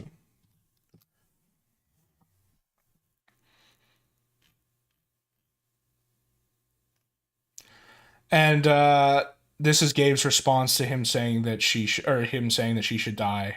He's right. It is kind of crazy that he found this tweet, even though although to be fair, I think Gabe did at Rekieta in a previous tweet when he said that he was going to reveal the info. So this is kind of I'm pretty sure. So this is kind of not really true. There's another thing here though. People who tell me I should be dead every single day are mad, and I will simply state that an insane person who stalks my family obsessively. So I want to say that this is bullshit that they stalk his family obsessively, but I will say showing up to every court hearing and then being the one to go do this is kind of, there's equity. There's like emotional equity that she has in this situation that we don't fully see yet. And I think that that's going to be, quote, funny and weird. And again, this doesn't like mean that it like defend Rekieta or anything. I'm just, it's just sort of another character. Get in the fucking dirt psychotic bitch state. Like this is what I mean, is you can't just leave it at this, that it's like this lady is obsessed. Like, that's all he should have said. It's like, yeah, this lady's obsessed and there's probably some weird stuff. But instead, we're talking about getting in the fucking dirt. It's wild. And her calling her an addict. She's an insane drug addict who is dishonest and belongs in an institution. Again, there might be some truth to that, but I just don't think it's a winning. And this is what I mean, going on Keanu. The only reason Gabe would go on Keanu and not Casey is if he's saying stuff that's borderline defamation and he wants Casey to have the plausible deniability of just commenting on it. And again, this is why I think Gabe is just a pup. Like, Gabe thinks he's in charge. He's, it's like, you think you're in charge. Like, it's that. Gabe thinks he's in charge. He thinks he's behind everything, that he's pushing stuff, but everyone's playing him because he's like a crazy retard. And there's a post in the Kino Casino thread. I keep saying that and then not pulling it up, that of a guy who says he's working on some documentary about Open Secret. Who the fuck knows if that's true? But there's some stuff he says in there that kind of lines up with Gabe being off his bloody rocker. And the idea, they always bring up that he's like this zillionaire or whatever. To be clear, he ran his dad's hedge fund into the ground, and also having having a $10 million mortgage does not $10 million make, especially in a city like LA. Okay. And so this is when he shows there's a dedicated group. Let me, we're not going to do all this. I don't think we have to, but the real reason why this is so like stupid is one of the key claims that Rekieta will make or should be making. Gabe's in charge. Yeah, it could be. That's not my theory. Here's what we'll do. I'll keep the Gabe's thinks he's in charge and flesh puppet theory. You guys keep the Gabe is in charge theory, and then one of us will be right, and then we win either way. Anyway, about this, one of the biggest claims he has regarding a FOIA is like a legitimate privacy complaint, especially when it comes to evidence. And when he shows footage that he claims is from the raid, now there's reason to believe it's not. At least the lady says it's not, that it doesn't look like that. And some of his EXIF sleuthing is not right. Doesn't help him as much as he thinks it does. Despite that, him showing that and just like totally destroying the presumption of privacy is just retarded. And the other thing is, like, the photos he showed still look bad. And I understand, like, you have a household with 5 kids, there's going to be places that are like cluttered or whatever. I mean, I've seen it. You got Thomas Tank Engine everywhere, whatever. Okay, cool. But it's like the whole house, and a lot of like the dirt is like in the kitchen when there's like bottles everywhere and all sorts of weird shit like that. It's more than just kid clutter. And he openly shows it. And it's just like primo lolcow self-owned type stuff. Dedicated group of people who are ravenously desperate to see the body cam footage from the search of my house. And I've said no, like, I'm not going to release it. There's a weirdo out there, an obsessive woman named Null, who is trying to get the footage through the legal process. I mean, it's a faulty legal process. He doesn't have a legal basis for it that makes any sense. But, you know, courts do weird stuff. I think he does have a legal basis, honestly. You can still say that he's a woman and obsessed or whatever, but I think there is a legal basis. So he might get it. I don't know. That's not an expert position. That's just a random person who doesn't know anything shit posting. We'll oppose it because it's, you know, it's my home, and it has my children in it and my wife, and there's just no reason for people to see it. It's a whole thing where, you know, there's parts of my life that should remain private. I was told over and over and over again, keep parts of your life private. So when I tried to keep part of my life private, people went fucking nuts. And I guess it's just how the internet goes. I mean, I should know this by now. I'm not dumb. But that being said, I will oppose it because, you know, it's not anybody's business at all. And the law says that it's private. And so it shall remain private if I have anything to do with it. That said, I do know that my county government decided to fuck up. And what they did was allow 2 people to view the body cam footage in person. Let's get to the photos here. But I guess they're just very, very interested in my life and in like what happened. I did. Yeah, I mean, you're a public figure. I mean, all these things have been said. You're a public figure. You end up posting the pictures yourself, which is like, again, totally destroys everything he's saying here about they're obsessed with my life. You've walked people through this whole legal process. You've made it. You literally went to Hackmedia and showed private text messages of whose permission is questionable, whether you have or not, about eating goo. Like, it. Come on, man. Get that to a point, but the amount of like frustrated tard rage that has come out of people over it is pretty amazing. But good, you should move on. Because, again, none of this concerns you at all. And the fact that people are so ravenously after it is rather insane. And, again, to me, I was kind of surprised when I looked at the pictures because I was like, well, it doesn't seem as bad as I remember it. Which is kind of weird because I was like... yes, it's very weird and funny that you think it's not that bad. I was like, yeah, house was really messy that day. We were doing laundry. There's a bunch of laundry out. And I was like, and sometimes counters are really fucking cluttered. But then like, I don't know. Maybe I shouldn't say anything, right? Like I shouldn't, that's me pushing a narrative and pushing bias. No one wants... No, the reason you shouldn't say anything is because you're just going to make it worse, buddy. It's not you pushing a narrative. What the fuck? To see your kids. I beg to differ. There's a ton of people who say... like that isn't already out the window. Specifically that they want to see my kids on the video. They're actually, you know, quite the subject of people's imaginations. Final thoughts. I was not able to stop or rewind, so these are very off-the-cuff comments. The footage was a bit overwhelming. The house is so huge and cluttered that it's very disorienting to watch. Also, the officer we follow must be in charge. He's all over the place. He sticks in one room for a few minutes, then shuffles between them, so the footage is all over the place. However, we hardly see the kids at all. And all the officers act very kind and patient with the family. They did. I don't think I ever suggested otherwise. So that, you know, I'll agree with that statement. There's a dirty cat house tower and filled trash bags on the patio. Were there? That doesn't sound right. But maybe. Well, no, there either was or there wasn't. Like, again, if you're going to contend these claims to the point where you're willing to break your veil of privacy, your presumption of privacy. And okay, and to be clear, when I'm talking about presumption of privacy, so in the U.S., here's a perfect example. This is what they put on all the like law school essays, exams. Is, you know, police go by a house and the side gate is open. Like, can they enter? If it's open, then no. If it's not, there isn't. And then there's all these rules about presumption of privacy and trash. Have you ever noticed that all of these restaurants have locks on their trash. That's why. It's to create like a presumption of privacy. So you're like completely destroying that when you do this. And also, like if you're gonna do that, then say there weren't trash bags, there weren't this. Don't be like, well, you know, maybe it could have hypothetically in like another world in Josh Moon's Truman Show, you know. Officer sees kids inside the house through the window, takes about 6 knocks. One of Nick's daughters can be heard saying, Daddy told her not to answer the door. Yeah, I told my kids not to answer the door because, you know, that daughter is 8 years old at the time. So, I really don't want her answering the door. I would prefer her to get an adult. I didn't think that was weird. I didn't think that was weird at all. But I guess other people are like, no, 8-year-old, just answer the door for whoever comes up. That's fine. And if you are, that's great. That's not how we live, generally speaking. It didn't have anything to do with it being the cops or not. It had everything to do with it just being a person she didn't know. No one said that's weird. No, the cops said it was weird. What are you talking about? Jesus Christ.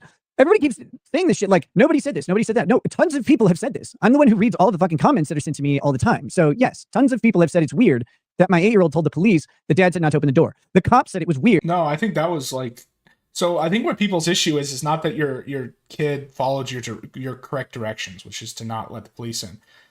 It's that she was even in that position in the first place, which is caused directly by your actions. That's what people are criticizing. Weird that the 8-year-old said dad said not. You know, what else to say about it? Labyrinth of clothes and stuff. Hard to decipher where one room begins and another ends because every counter and table surface is covered in bottles, clothes, packages of food, indicators of kids and their toys live there. There's not a lot of space to walk around the piles of stuff either. So I guess this will bring us to the first pictures. Here we go. Here's the first photo.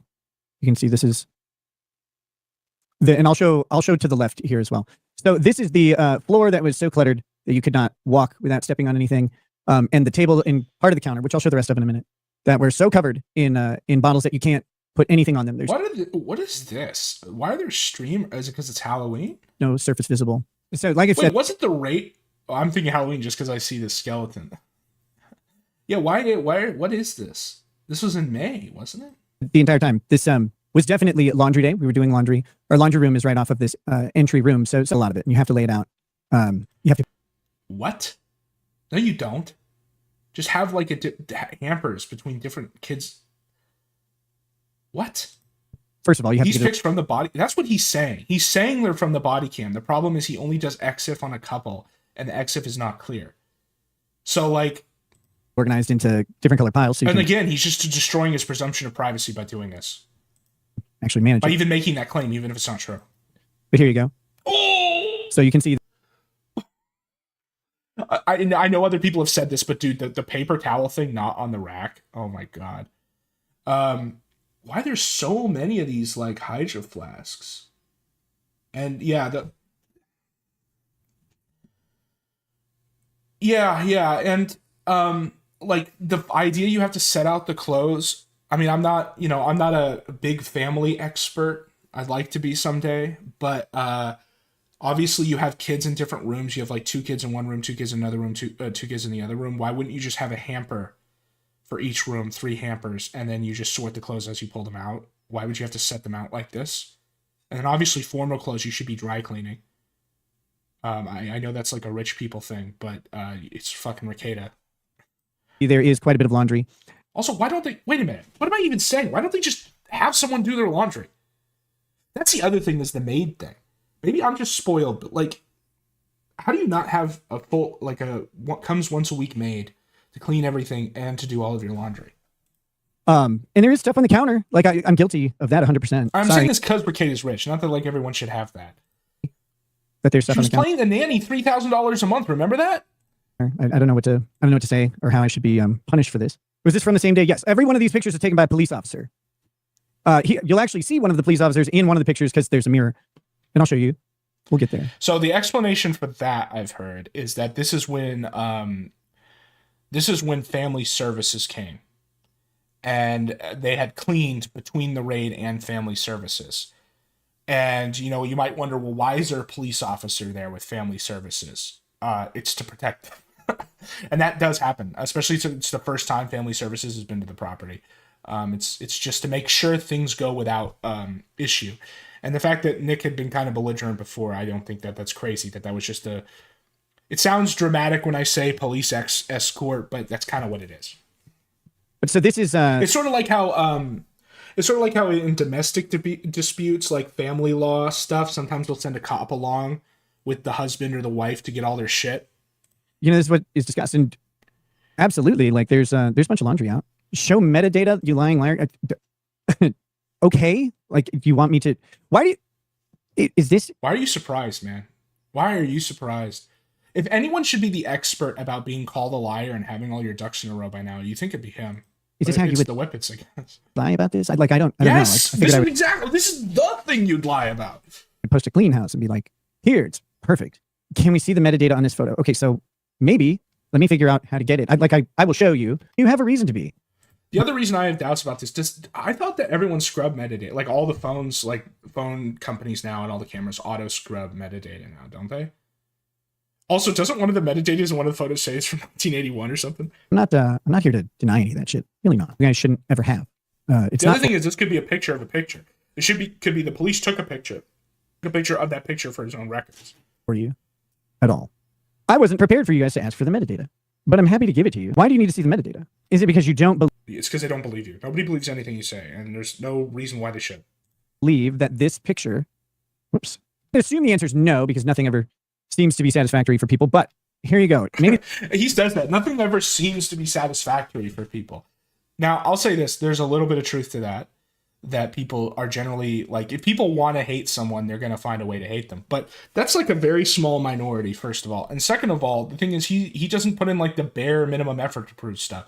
And when people asked him, and then he would say stuff like, well, just ask me behind the scenes and I'll tell you. Well, people did that with the whole Jamaica shit, and he just lied to their face. I mean, Alyssa clips, and there's some stuff about Alyssa clips that I don't think is worth covering, but I'm just saying no one involved in this is a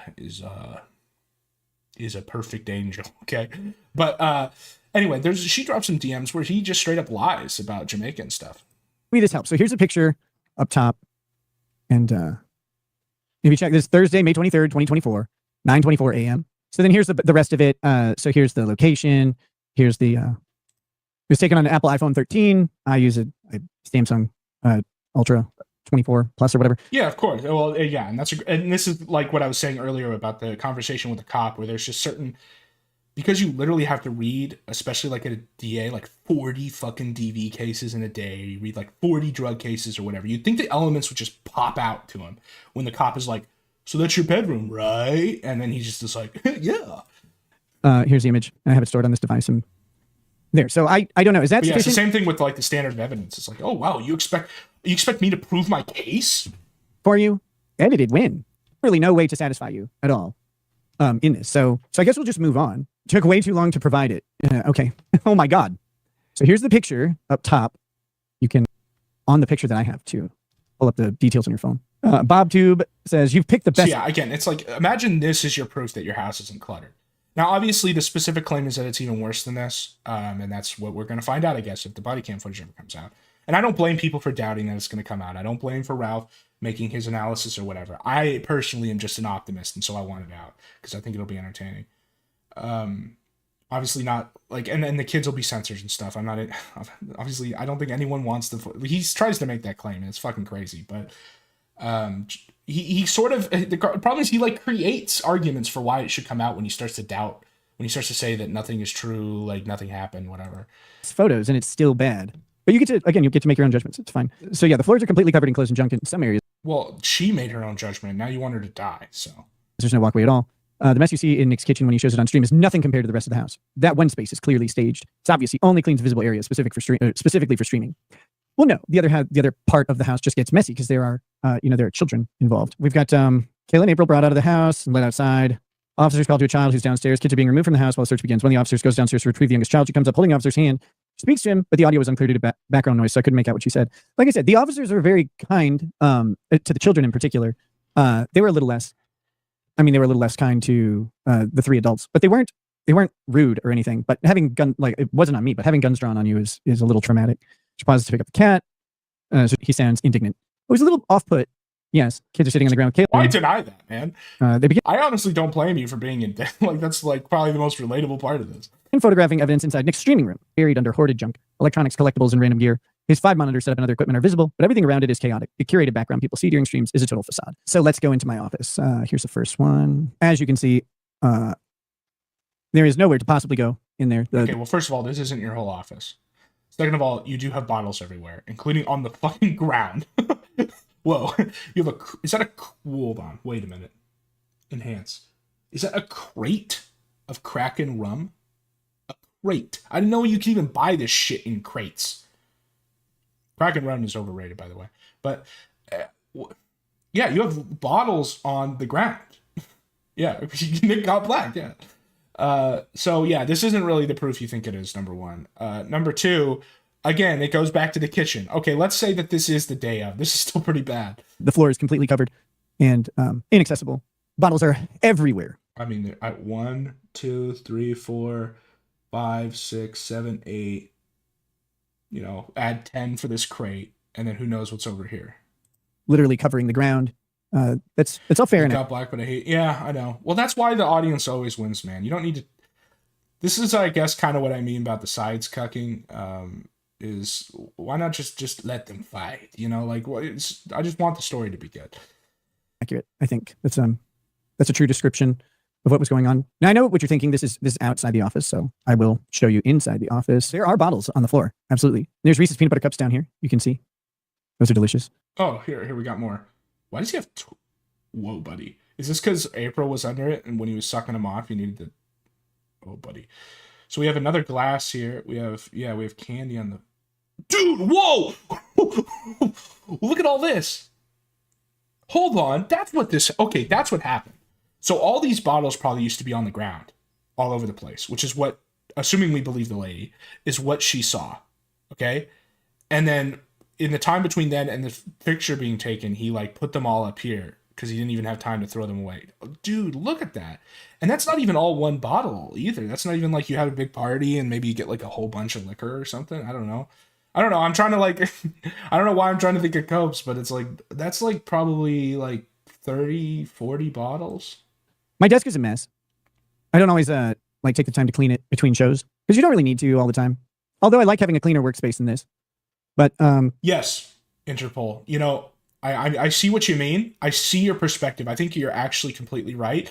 Nick is totally winning by showing random candid photos of his house. Just think about Medicare. He totally pwned all the A-logs and showed that he's a totally like normal, what is it? What am I trying to say? Acclimated man. Like he's a true man. By showing anime way, and he pwned us all. And in fact, if you know, let's see Gator's. Let's see Gator's card. Let's see Gator's bedroom. But yeah, behind the desk, I kept all of the empty liquor bottles that I had. You can see them up here on top of the shelves.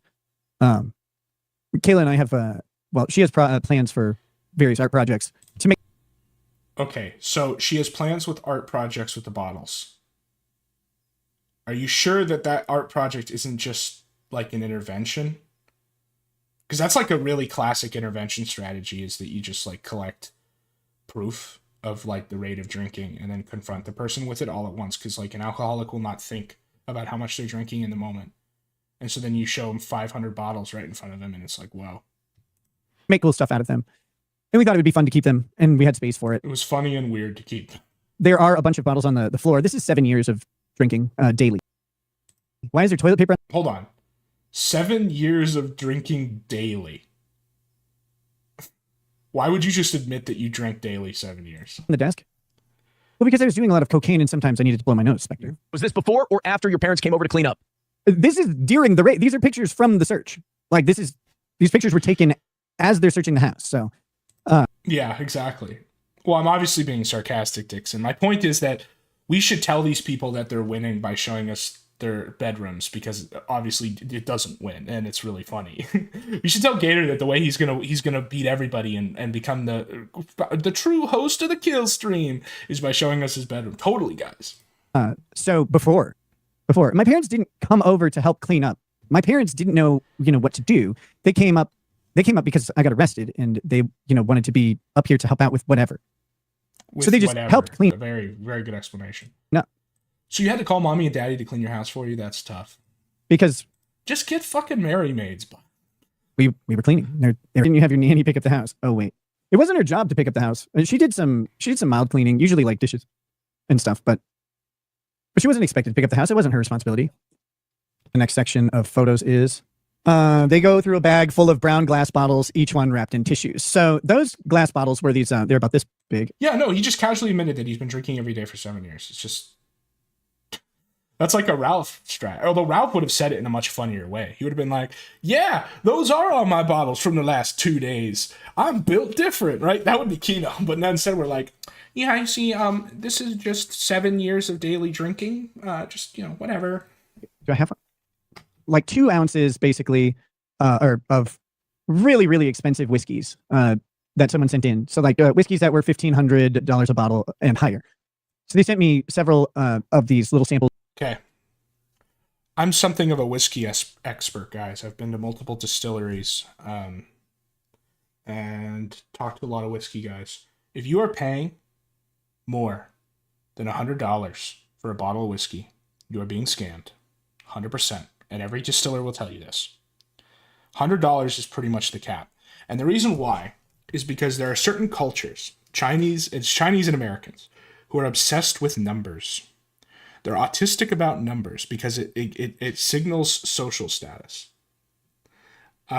Specifically, when you have whiskeys that are 25 years, 50 years, whatever, stuff like that.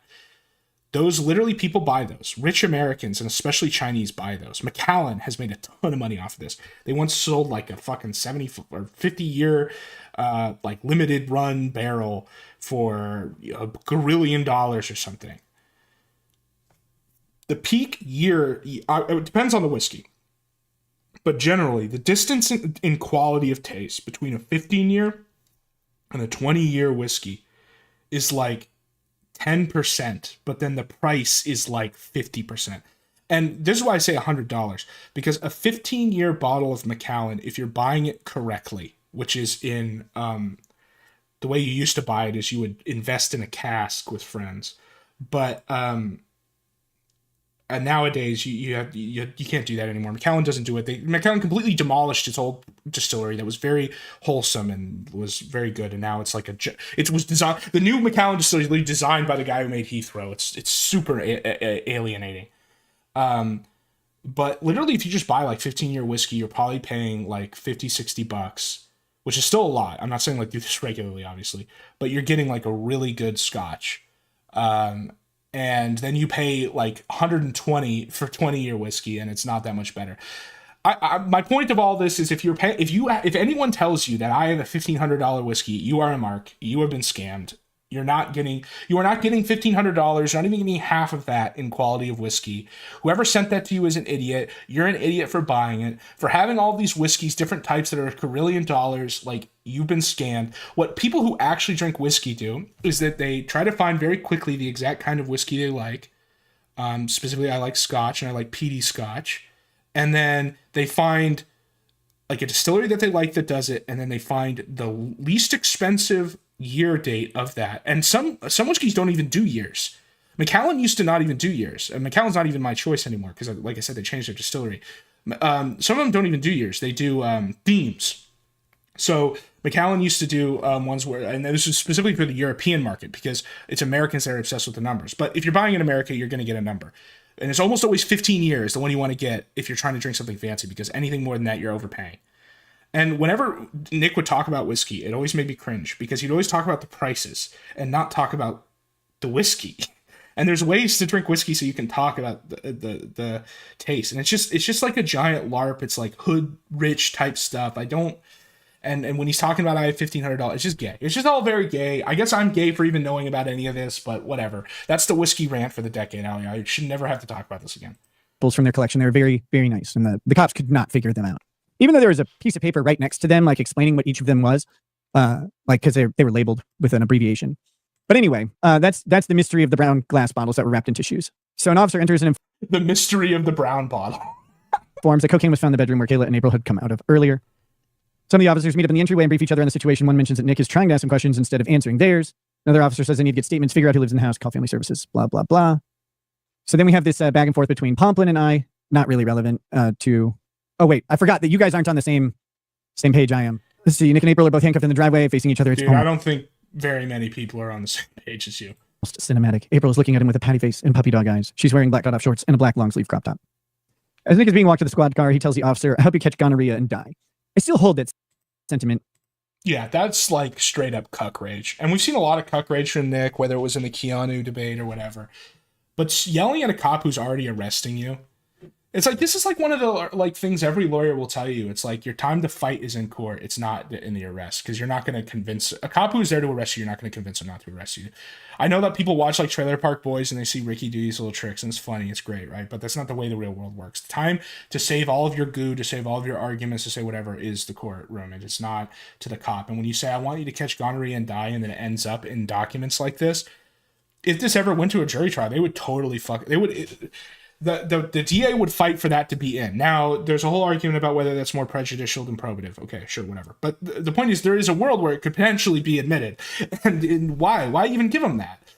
Like, the minute it's clear that you're getting arrested, you should literally just shut the fuck up and go. And I know I made funny, everybody says that and then doesn't follow it, but it's just overwhelming cuck rage is what motivates this. Perhaps I'm just hold on to a grudge too long.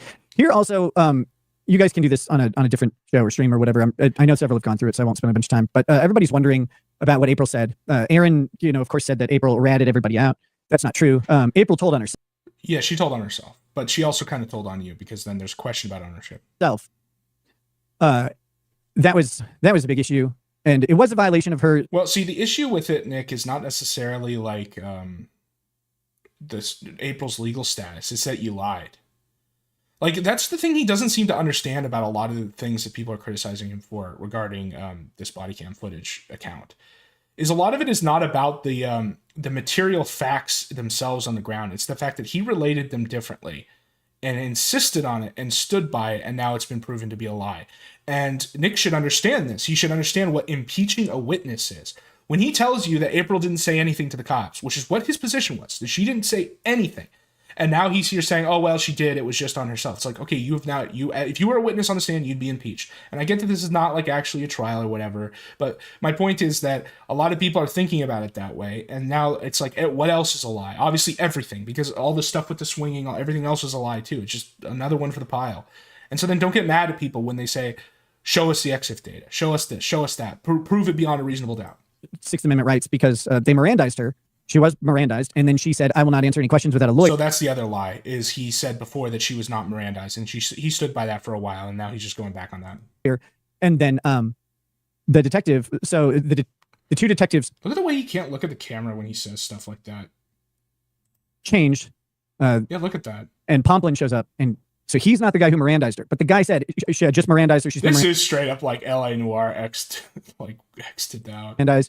Whatever, however he said it, like, she's just been read Miranda. And then Pomplin goes, okay, and then just asked her question after question after question, like right after that.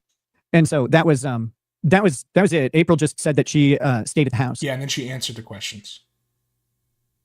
Again, you lied about this. You said she wasn't Mirandized, and you just said she was. So they give April her stuff, tell her she's being arrested. She starts freaking out. But this whole like idea that April ratted on anybody or snitched at everybody is completely untrue. It's a fiction made up in Aaron's mind, because he's like, aha, that's what happened. It never did at all. So she wasn't charged initially. She was supposed to be. It was actually, I've told this story before a little bit, but some stupid rumor out there that it was because she went to a tattoo convention. And if you believe that that's why, you're fucking retarded. There's some stupid rumor out there that a miracle error. It was kind of just a miracle that they didn't end up charging her right away. They charged her later on. There's some stupid rumor out there that it was because she went to a tattoo convention. And if you believe that that's why... I never read that was the reason why. She did go to a tattoo convention. It was very cringe, and people made fun of it. I didn't hear anyone saying that was the reason why. Or charge her with 5th degree possession, and they hadn't yet. And so then they did. And I think they hoped that she would roll and talk, and she did not. Yeah, no shit. Instead, she fought it and through the disgusting house. You can hear him. Okay, wait. He just lied there. This is part of my plea deal. Did not.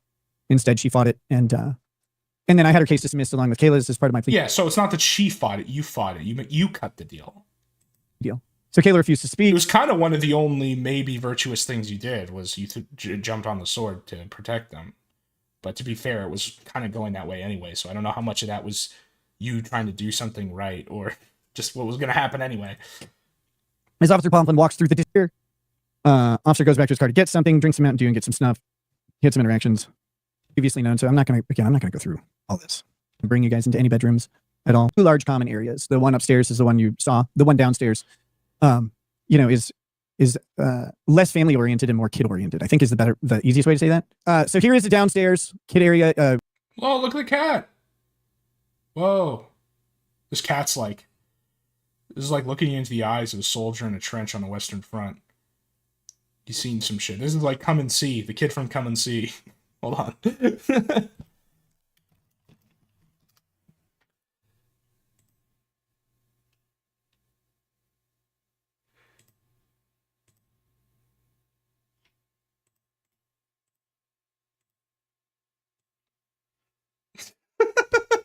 This is the cat.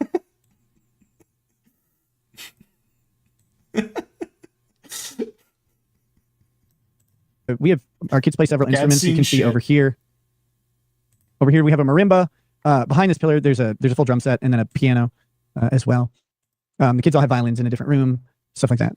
But so this is an area. What is the pile of cushions? Are these like couch cushions? It kind of looks like it was just, like this stuff with the toys on the ground. That's just kids stuff. I get that.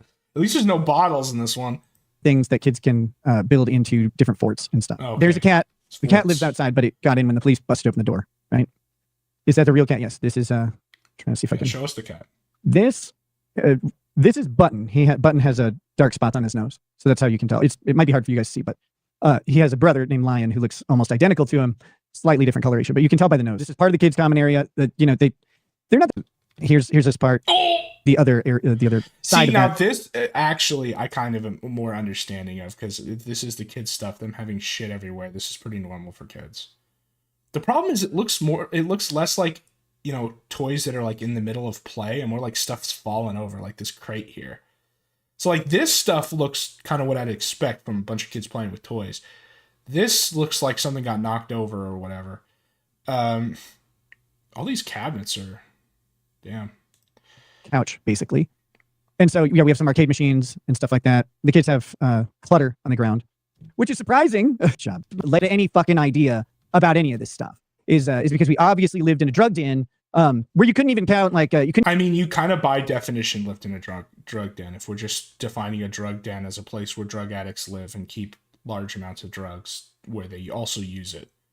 Like it's storage, use, and living in one place, which is what your house was. Couldn't tell if there were more meth addicts or roaches like in it at all. So this is the horror scene.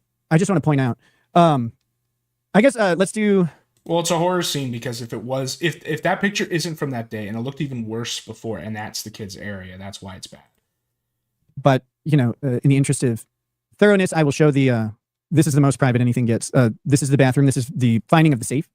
So the safe is in a locked bathroom, an ensuite bathroom. There's no access to it except to go through the master bedroom. And it was in. Does this say sex hair? This safe right here, which is under this counter. Lies, not the same day 100. No, I'm sorry, you dumb bitch. These are all taken by the cops. There's just no way around it. Like this is from. He's looking around again. He's looking around. And see, this is why some of the stuff he was saying earlier that are proven lies matters, because it's like if he's lying then, were you lying then or are you lying now? The raid. I don't know what else to tell you. This is a safe. So when I said like I would bring it with me at safe alone with the children, it was not accessible to them at any point ever. There's some confusion about the bathrooms in general because so the police confusion about the bathrooms took the safe out of that main bathroom and they took it out to the driveway.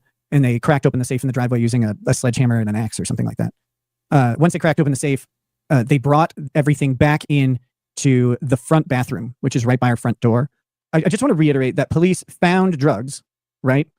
And they brought it back into the house and then into the front entryway area where drugs were not present before. And they touched all the door handles. They, this is where they would eventually touch my daughter's head too. That being said, here is. Wait, is he implying there that that's when they dosed her with cocaine, even though it's a metabolite and not the actual?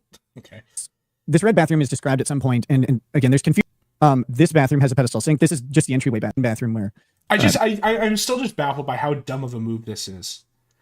I know we were joking around earlier about how everyone should show their house because it'll be kino to just see how degenerate and shit they are, and yeah, I guess I stand by that. Everyone should post. Gator, post your bedroom. You'll own the A-logs, but like this is. You are in one sentence trying to say, I have a right to privacy, please stop looking into my house, leave me alone, and also here's a picture of every room in my house. That I've talked about. So, but this is where they decided they set all the drugs down on this. Citizen M, off about all this. Thank you for having the courage to tell the truth, brother. Yeah, it's not any fun doing this at all. Yeah, okay, but that guy's making fun of you, Nick, because he's saying from claiming he only took to blaming drugs for a sociopathic text. Oh, no, it's Aaron. Okay, well, again, I almost still think this is a joke because this applies to Nick too. Nick claimed he didn't even know what a Coke was. Like, it's off about all this. This is a really traumatic day, and it's not my best moment. I want to remind you that the police report said that this house was filthy and moldy as well. So if people wonder why, like, I was frustrated at some of the narrative, who spent 22 shell casings that were on the floor? Again, I've talked about this before. I think I've even shown the 22. I've never discharged a 22 in or near my house. Actually, since moving to this house, I have not fired a gun, like, anywhere. At all. I don't think. Several years. So this is the thing that was on my nightstand, and it says "Wanna bang."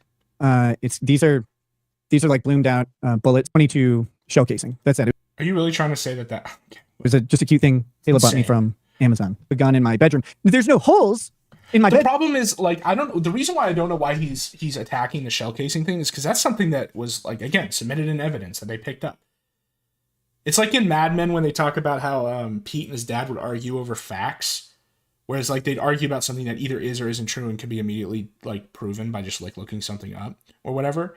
That is this. It's like the casings would have been submitted in evidence on a list, even if they weren't, like, going to be submitted to trial. They'd be on a discovery list. It's as simple as that. That bullets would presumably caught. Like, I don't know where else they would go, but there's no holes from the 22.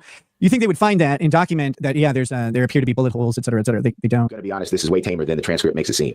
Yeah, it kind of seems that way, doesn't it? It's a little bit weird. It's a little bit weird. It's a little bit funny. Might have shit wrong. Can learn from this. I've known that the whole time. What are you talking about? Jesus Christ. Hope you can learn from this.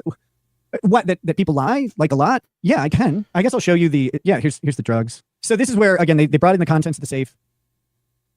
And I'll describe everything here. So this is obviously a digital scale, a little tray. This does not look like a cop, Nick. This looks like a guy in khakis. That you put the stuff that you need to weigh in. Just a couple like straw. They're just completely could not wear any clothes. They had no clothes available. They're so filthy. Clearly, there are no clothes around. These dirty, stinky kids just don't have any clothes. Why does it? I mean, I understand you got 5 kids, but this looks like fucking Goodwill. It's available. It's amazing how that was true, I guess. Mama K says this is one actual legit photo. Hey, Mama K, you're disgusting. I hope you die. Mama K says this is one actual how that was true, I guess. Mama K says this is one actual legit photo. Hey, Mama K, you're a fucking scum bitch. I hope you die. I really do. Go away. Fuck you. You're disgusting. This is what I mean. Like, I understand why he's attacking this lady for I get it. You have he is trying to cope. He's trying to cope as the copeless, right? But the angle to attack this lady is just to be like, you're a former fan, like you're obsessed, whatever, not die, kill yourself, etc. It's just, you're not in the optics war that he is fighting right now. You are not going to win against middle-aged hippie wine mom lady by saying stuff like that. At least take your trauma somewhere else. You want to trivialize her. You don't want to. That's how you win. You trivialize her. Else, I didn't abuse you. I didn't abuse my kids. Someone else abused you. Go take it up with them. Fuck's sake. You're a psychopath. Jesus Christ. Holy shit. Your living spaces looks like my family's living room, and Dan did 5 minutes after me and my 4 siblings woke up in the morning when we were kids. Well, that's true. That's true. But Ralph can pull it off better, I think, because Ralph doesn't... See, the thing is, Ralph doesn't fight the optics war. He doesn't pretend about what he is. Ralph is just the king of the sector and wants people to die slow. And he pulls it off a lot better because he doesn't limit himself. He doesn't try to pretend to be a family man or like this lawyer or whatever. Yeah. So I think the sort of things that work for Ralph don't necessarily work for Nick. It's kind of like we're a normal family. Like, I don't know what people thought was going on every single day for the past year. And they've crafted some narrative about some horrific hellscape. And I'm sorry, but it's just not fucking... Well, I think he wants to be a Ralph Hamel. I said this in the last time I covered Nick. What Nick comes across to me as is like a 17-year-old boy who wants to do all this crazy, stupid shit to like be cool and be like the guy, the edgy guy. The problem is he's like 42 and he's not really that guy. He's like a loser nerd. And so he like overcompensates and doesn't learn the lesson and can't pull it off. True. And at some point, like I have to do what I don't want to do. And that is just pull up the pictures, take it by the cops on that day. And try to just let this go. Okay, you telling her to die is not you letting it go. But Josh paid people to lie. And now he's throwing a tantrum. See, Josh doesn't know what's on the video. Like, he doesn't know this. But he doesn't care. He doesn't care at all.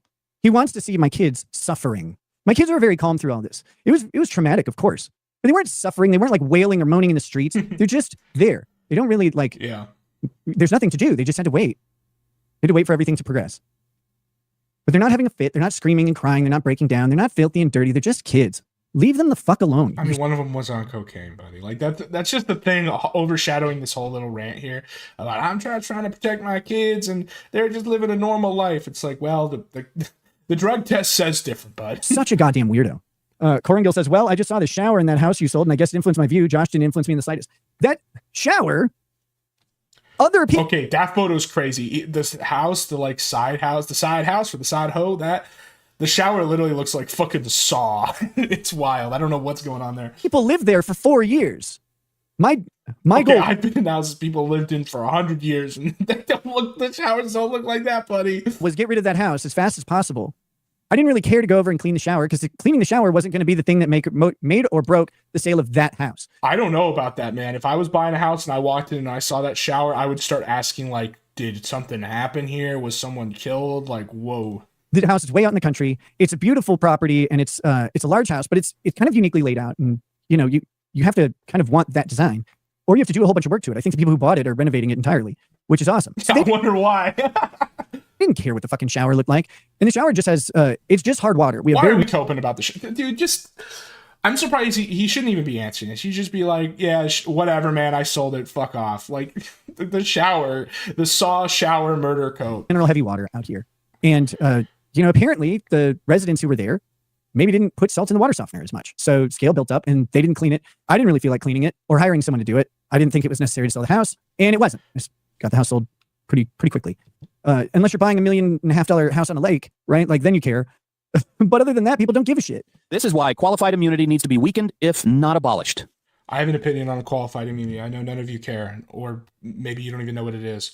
I actually kind of agree in the abolishment of qualified immunity. I know that that's generally like a anti-police liberal position, but specifically the reason why I agree with the abolishment of qualified immunity is because there would be an insurance sector that takes up the slack.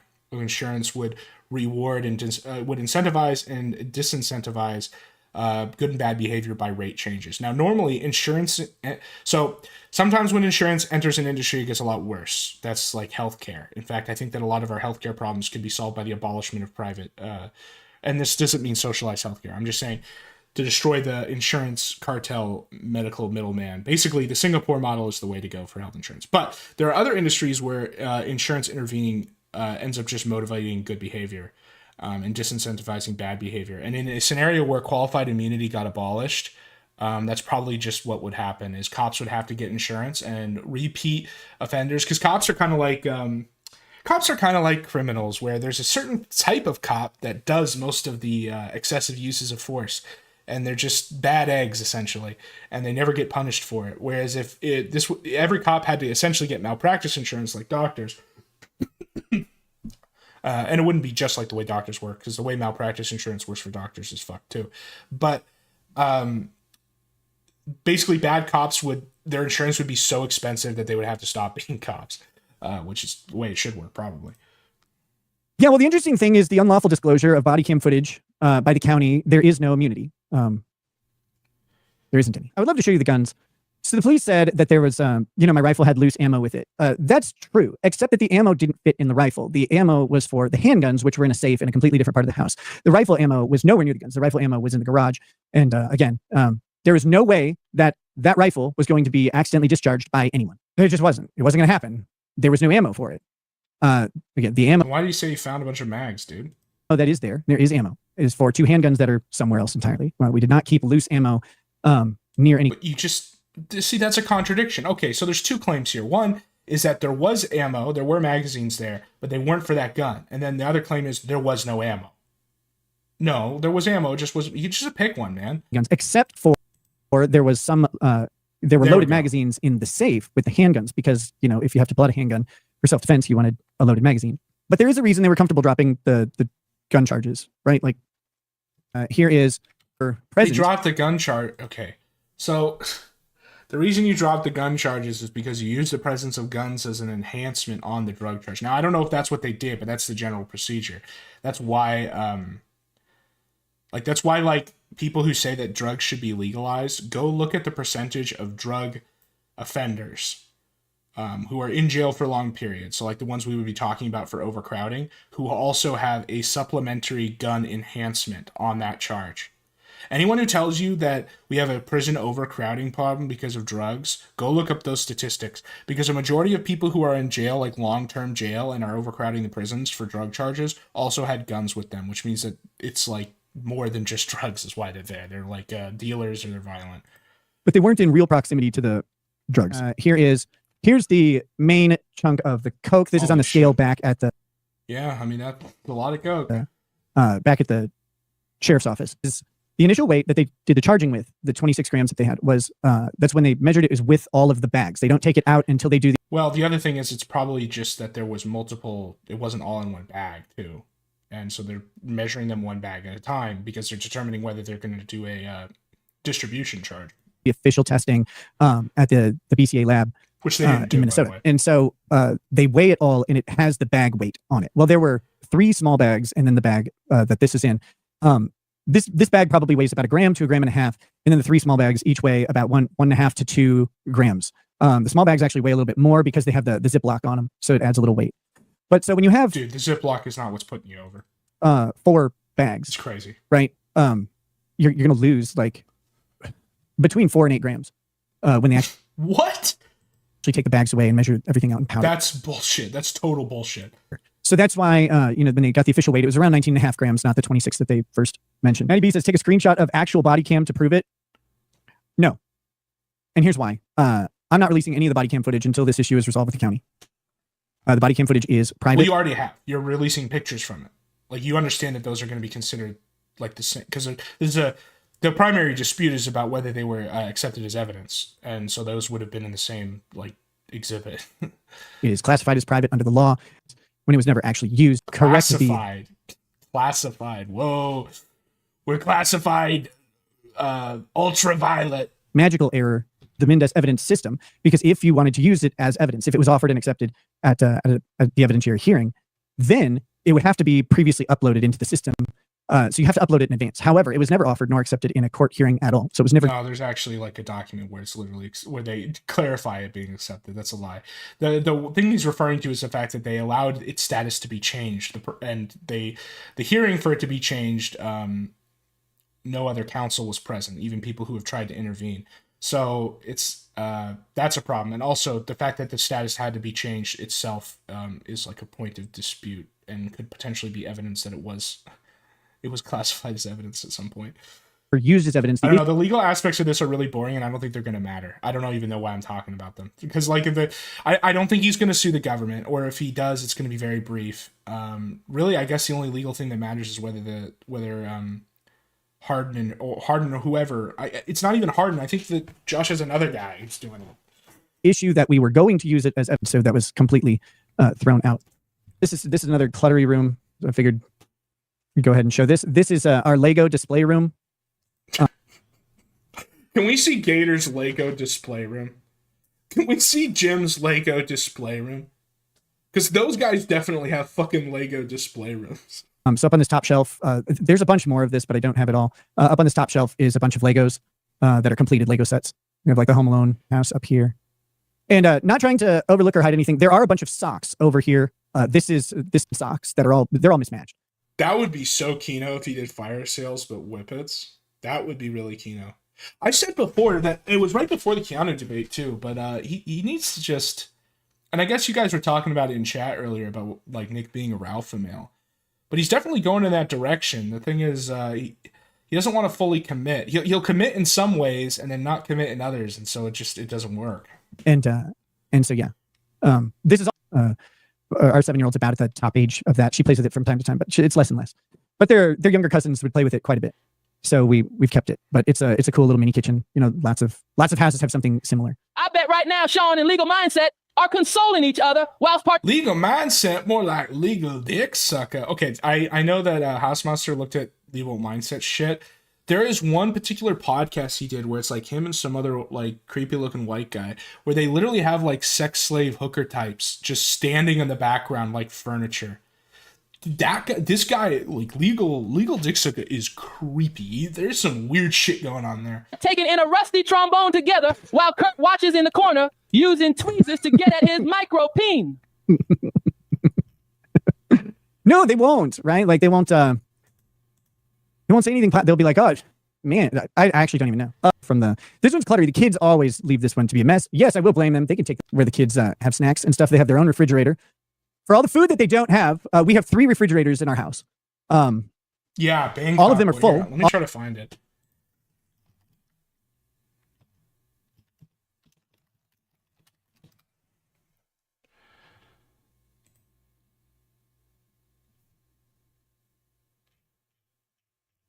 Okay, so they have a website, but it doesn't have the videos. It's got to be on YouTube, though, right?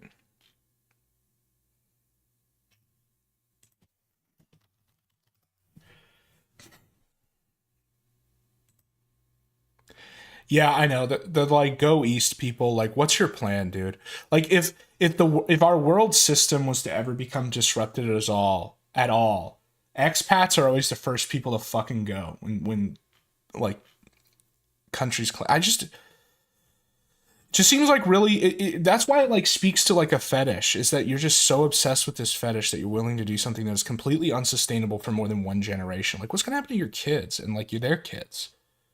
Because you're always going to be from the expat. You're not going to assimilate within 2 generations, especially when it seems that their goal is not to assimilate, you know? I'm trying to find the one.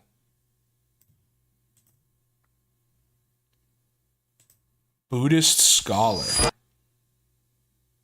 See, the problem is all these Bangkok boys, I feel wrong even saying that name, podcasts, they're all audio. I know there's one with video where there's like, they straight up have just like hooker furniture. All the fucking time. It's annoying because if you have to put leftovers away, there's nowhere to put them. Okay, again, this photo's not really useful because we can't really see anything, so let's just go. Yeah, so the kids who don't have any food to eat have their own kitchenette with their own fridge and their own sink and stuff like that. So do homework or whatever while they eat. Oh, that's gross.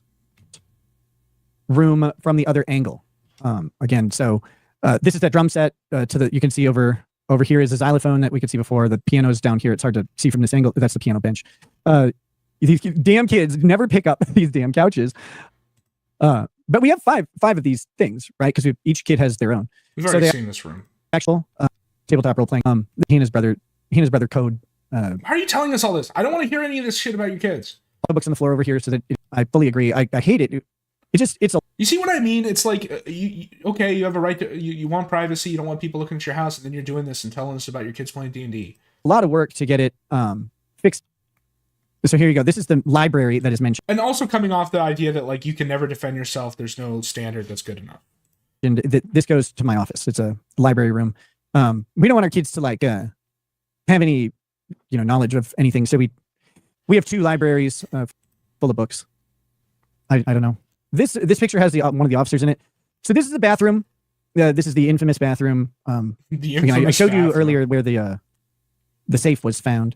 But here's a wide. Do you guys have an infamous bathroom? I bet Gator has an infamous bathroom. Sure.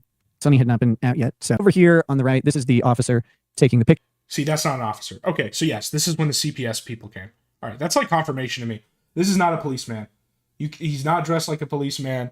He doesn't have all the like radios and shit. This is literally just a CPS guy. This is when CPS came, which means it was a couple days later, which is when he cleaned up. Why would you do this, man? Why? Like, it's so obvious. Look at him. This is not a cop. This is not a fucking cop. Picture. Like, I don't know how to show you the EXIF data on all the pictures, but with their excessive reactions, I've been in a hoarder's house, and so far this ain't one. We have a lot of stuff. I'm like, I can just, like, if I want something, I just grab it. And I reassessed what I was doing. and have not been the best at that. But I don't think we reached the level of hoarder just yet. So then I have one more picture from the bathroom, I believe. Just yet. So you were on the way? With Sunny in it, because Sunny is cute. Annoys the shit out of me all the time because dogs are just annoying to take care of. But here. Yeah, you're right. Ali Jamal does have a fucking infamous bathroom. Holy shit, man. Here we are again. Except I don't want to see that one. Maybe as like a exhibit proof so he can go to jail, but... So here's the This is apparently the dog's prison. He lives in here. The bathroom where Sunny is trapped. Now, Sunny stays in his bathroom when there's not someone to supervise her. He had to cope. He had to think about the cope there for a minute. Like you would have a kennel trained dog, except she has a big fucking bathroom. I don't know. Lock it. So the cope is, yes, they are trapped in the bathroom, but it's big. That bathroom. Look at her living in squalor. It's terrible. Just abused and constrained. Not the same. Dogs don't do good in isolation. The dog isn't in isolation. The dog has a place to stay when no. It's like April. He's talking about the dog like April. April does not live with me. She just has a place to stay for 1 month, which she tells a police officer, which establishes ownership. No one is around to supervise her, so she's not running around the house like crazy. And we don't want April running around the house like crazy so that my kids see that they have 2 moms. Have you heard how many stories were from the bathroom? Like all of them. This is where I've just now confirmed all the stories for no reason, and they all occurred in the bathroom. All the stories that people have said were in the bathroom are now true. I've just now confirmed this. I have a Google Music thing in there. I hang out in his bathroom like Steve Harvey. The bathroom hangout. What the fuck is he saying? I have Google speakers in the bathroom. This is where you hang out in the bathroom because this is where the shower calls happen. Hangs out in his bathroom. I don't know how else to say it. Like, that bathroom is one where the dog gets a ton of interaction. Elegy to my bathroom. My one refuge on this earth is my bathroom. But 2, when there are people around, she comes out of the bathroom and she hangs out in the house, or she goes outside like a normal dog. I don't know what to say other than. I mean, I don't even care about the dog anymore. Now I want to know about why the bathroom is like your fucking inner sanctum. But I've always thought that like kennel training a dog was fine. This is a big fucking kennel. So the last picture I have is of the karaoke room. My bathroom is both my refuge and my kennel. Here's a karaoke room. I don't know, there's not much else to say about it. Welcome to my house. Every one of those pictures is taken by the cops on the day of the arrest. We saw 2 people, to be clear, in these photos. We saw some pants and shoes, which look like civilian pants and shoes, khakis and some loafers. And then we saw a guy in a mirror who's very clearly not a cop. They had khaki pants. They were wearing a regular dark shirt that had a name tag. He proved that this was from the CPS call, which we know was days later. Why? Why do you even show this? If I can figure out how to post. Well, it's because it's Kino. That's why. What am I going to say? CXF data or whatever I will. I have 2 wolves inside of me fighting. I have the here's what you should do wolf, and then here's what I want to see wolf, as far as like content and stuff happening. It's not something I usually look up. I don't know how to do it sufficiently, so I'll ask someone who does, and then I'll post it. I don't care. Like if you have the EXIF data from the pictures. Okay, but why was the dog in the bathroom when April and Kayla were in the bedroom? April was in that bedroom for like 10 minutes. Kayla was asleep at the time. Rekieta only lasts 10 minutes, confirmed. I had just left, and then April had to leave to take. So I left with one kid, and then April had to leave with a different kid about 15 minutes after I left. So she was just getting changed. They had a weird schedule that day. They had to be, normally they have to be at places like an hour apart, so there's time to get them and come back home. Let's not do the driving on that day. Police got there around 9, I believe. The new homie. Our children are homeschooled for the most part.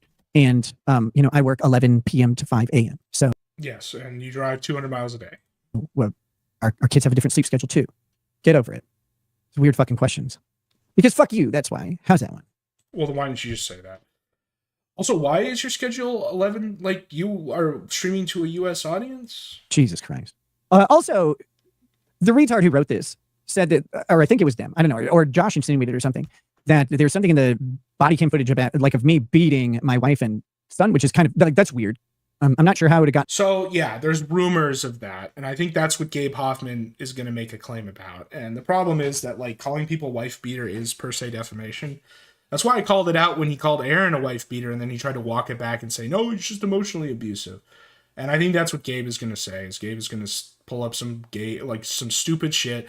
He's trying to claim that he's like like he hit his kids or something. I don't know. I can't say whether it's true or not. I don't know, but it is funny that Casey has him wrapped around their finger so much that he's going to go basically do a suicide felt on another channel so that they can still comment on it and get all the benefit without any of the risk. Gotten away with that on body. My house is not in ideal shape, and it frustrates me a lot. It's not the easiest thing to clean up, and yeah, if it is when you have money. If I showed you pictures from my bedroom, there's a bunch of stuff in there. Like I said, I was spending a lot of time. So yeah, if I brought you into the bedroom, it would be more cluttered, but it's more clutter. But you're not going to show that, even though you've already opened the door to showing us your whole house, because it's worse. But we don't know how much worse because you're not showing us. So I'm just going to presume it's as described in the body cam. Like, I mean, our house, like, remembered it being like I thought it was worse. To be clear, that was laid out. Lady, compulsive liar and exaggerator, and obsessed. That Lady K person, a legit goblin who is obsessed, obsessive, compulsive liar and exaggerator, and I guess a projector. I don't know. Like, I don't know what the impetus is for her to act in the way she does. I'm sorry that she was molested or abused or whatever by a drug addicted mother or father. I don't know. I don't remember which one. She told me something about it, but not too much. Okay, so if she told Rekieta direct, because what I thought was that Mama K told Will Heron, and then Will Heron leaked it because Will Heron's a retard. But no, apparently he told him directly. So Arrow, you're right. She's a former fan. It's got to be. I'm sorry that happened to you. That doesn't happen in my own life by looking for my life to be worse than it is. So there's just a couple more things. Number one, Alyssa Clip says that she has pancreatic cancer, which I guess is the Rekieta curse. The other thing I'll say about that is I don't want to say she's lying or that it's like totally a grift and it's like an exit scheme. There's things that speak to it and against it. The things that speak against it is this is weird timing for that. For like an exit scheme, because it's like at the peak of the Rekieta drama, she would make a lot more money continuing to make clips. So like, why now? What speaks towards it is just that she has her own kind of weird history. There's some stuff with her boyfriend. I don't know. I don't really know all the details. So I'm not going to just say that she's lying or whatever, but I don't know. Anything can happen. Like, the truth is a fluid object in the sector. And it's just kind of a weird thing to randomly announce like that. I don't know why you would want to share that online if it's real. And I guess this is him celebrating, which is also not a good look. I don't know how to laugh harder at this. Steel yourselves for what I'm about to do. Some people are very uncomfortable with things like this, but it's happening right now. Look at him. Look at his nose. It looks like John Madden. Holy shit. Alyssa Clips. Hey, Alyssa. Look at his nose. It's straight. He's straight up Rudolph maxing. It's like, how you doing? 26 minutes ago. Hi, friends. That's false. I've been dealing with some health issues, and after a recent visit to the ER, a large pancreatic mass was found. Well, that just sucks. I'm sorry. Let's see. I've been advised this is urgent and needs attention ASAP. So I'm currently in the process of trying to get an appointment with an oncologist for surgery. Don't be surprised if you start seeing delays in content posting, and make sure you're following Stalin for current happenings. All channel donations are appreciated. Prayers, good vibes, even more so. Nick Rekieta recently said to me, oh my God, I hope cancer does the work God won't. That doesn't sound like me at all. Why would I say that? Weird. So now might be a good time. Weird and funny. So yeah, it's a dick move, but I don't know. All these people are so fucking angry. It's the way it's going to go. I think that's it. Oh no, let me play Dog Guesser.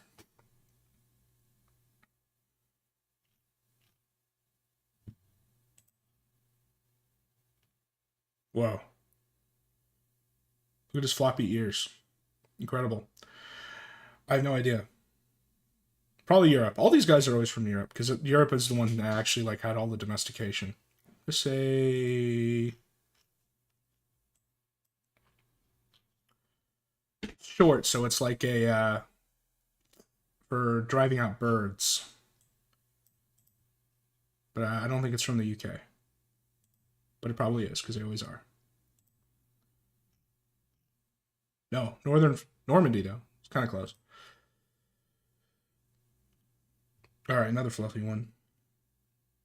Almost looks like a Portuguese water dog, although I don't think they get this fluffy.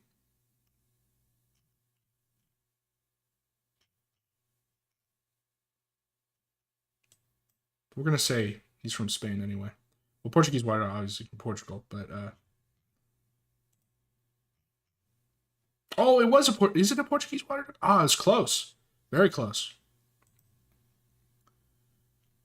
Oh, look at these guys. It's Tibetan Mastiff.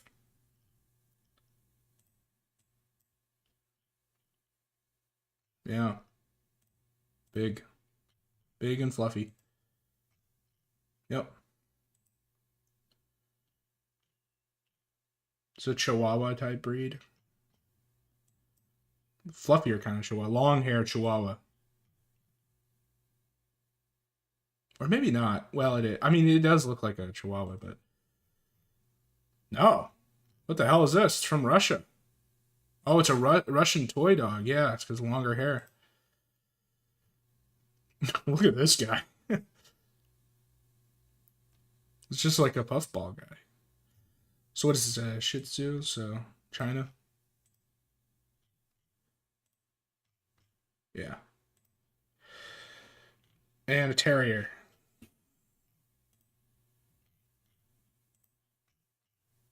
Oh, Australian terrier. Well, how am I supposed to make that distinction? That's crazy. Oh, well, obviously. I think this one could also technically be in the Netherlands, but yeah, northern France.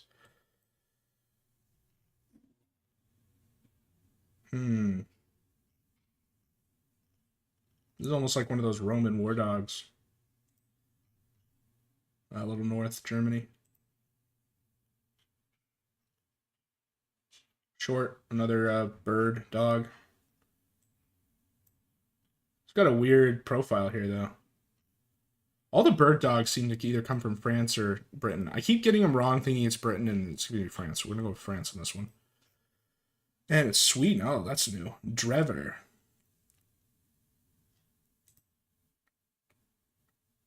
And a poodle. Fluffy guy. Right? Yeah. So now we're in the top 23%. We've gotten better. Amazing. All right, let's do ethno-guesser. Mongolian.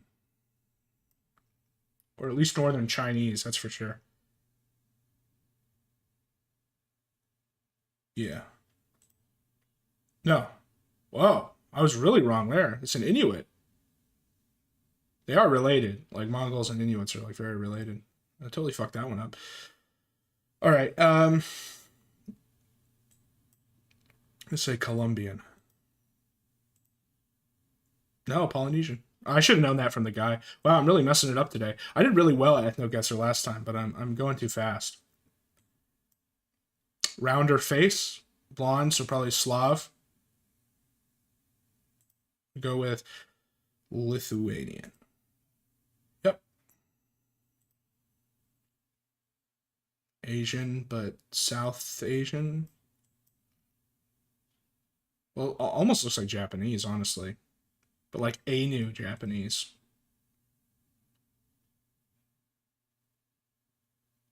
I guess it could also be Native American. Some of those do look Native American. I don't think it's it's none of this. The island monkey guys look different than this. Oh, Central Asian. Yeah. It's a steppe guy. Okay, here we go. Is this Aboriginal?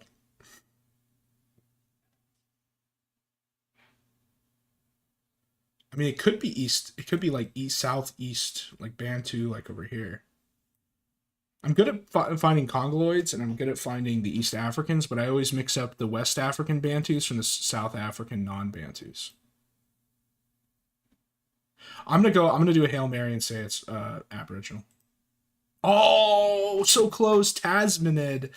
I forgot that they're different because they were set when the seas rose around Australia and the supercontinent Sahul or whatever it was called went away. These guys diverged from each other. Oh, this is like Vietnamese or like Laotian or something. We'll go with Laotian Vietnamese. Let's go Cambodian actually. Nope, South. Diakid. A proto-Malid subtype. Yeah, that would have been another good guess is Malaya. I could see that. Oh, this is like Yemenis.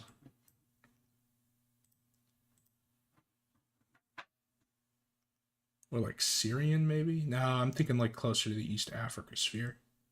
No. Oh, wow. I was totally wrong there. Moroccan. Moorish. Why does Moorish count for Okay, that's weird. Did they give it the map for this? Okay. This is, it's like Kenya. Yeah. South Niloted. Oh, this is like Afghani. Or like Georgian. Maybe even this kind of Central Asian. Or even like it's like this triangle right here. Let's go with Armenian. I like Armenians. Yeah, like I said, like Central Asia. Each Palmyra. Funny that they include Turkey as part of that, so it gave me points. Oh, it's Native American. Let's say plains. Yeah. I did worse this time. 64, I was like 39. Well, there you go. Someday we'll be good at ethno-guesser and dog guesser. The question is, which will we get better at first? That's the real question, everybody. Until next time. Until Monday. I'm still promising. I have the footage of me dropping the coins. I just want to cut together a really good video. It's going to take some time. And I'm still going to do a review of Mission Impossible. I have some things to say about that movie. I know nobody cares about it, at least that part of it, but I do like talking about movies.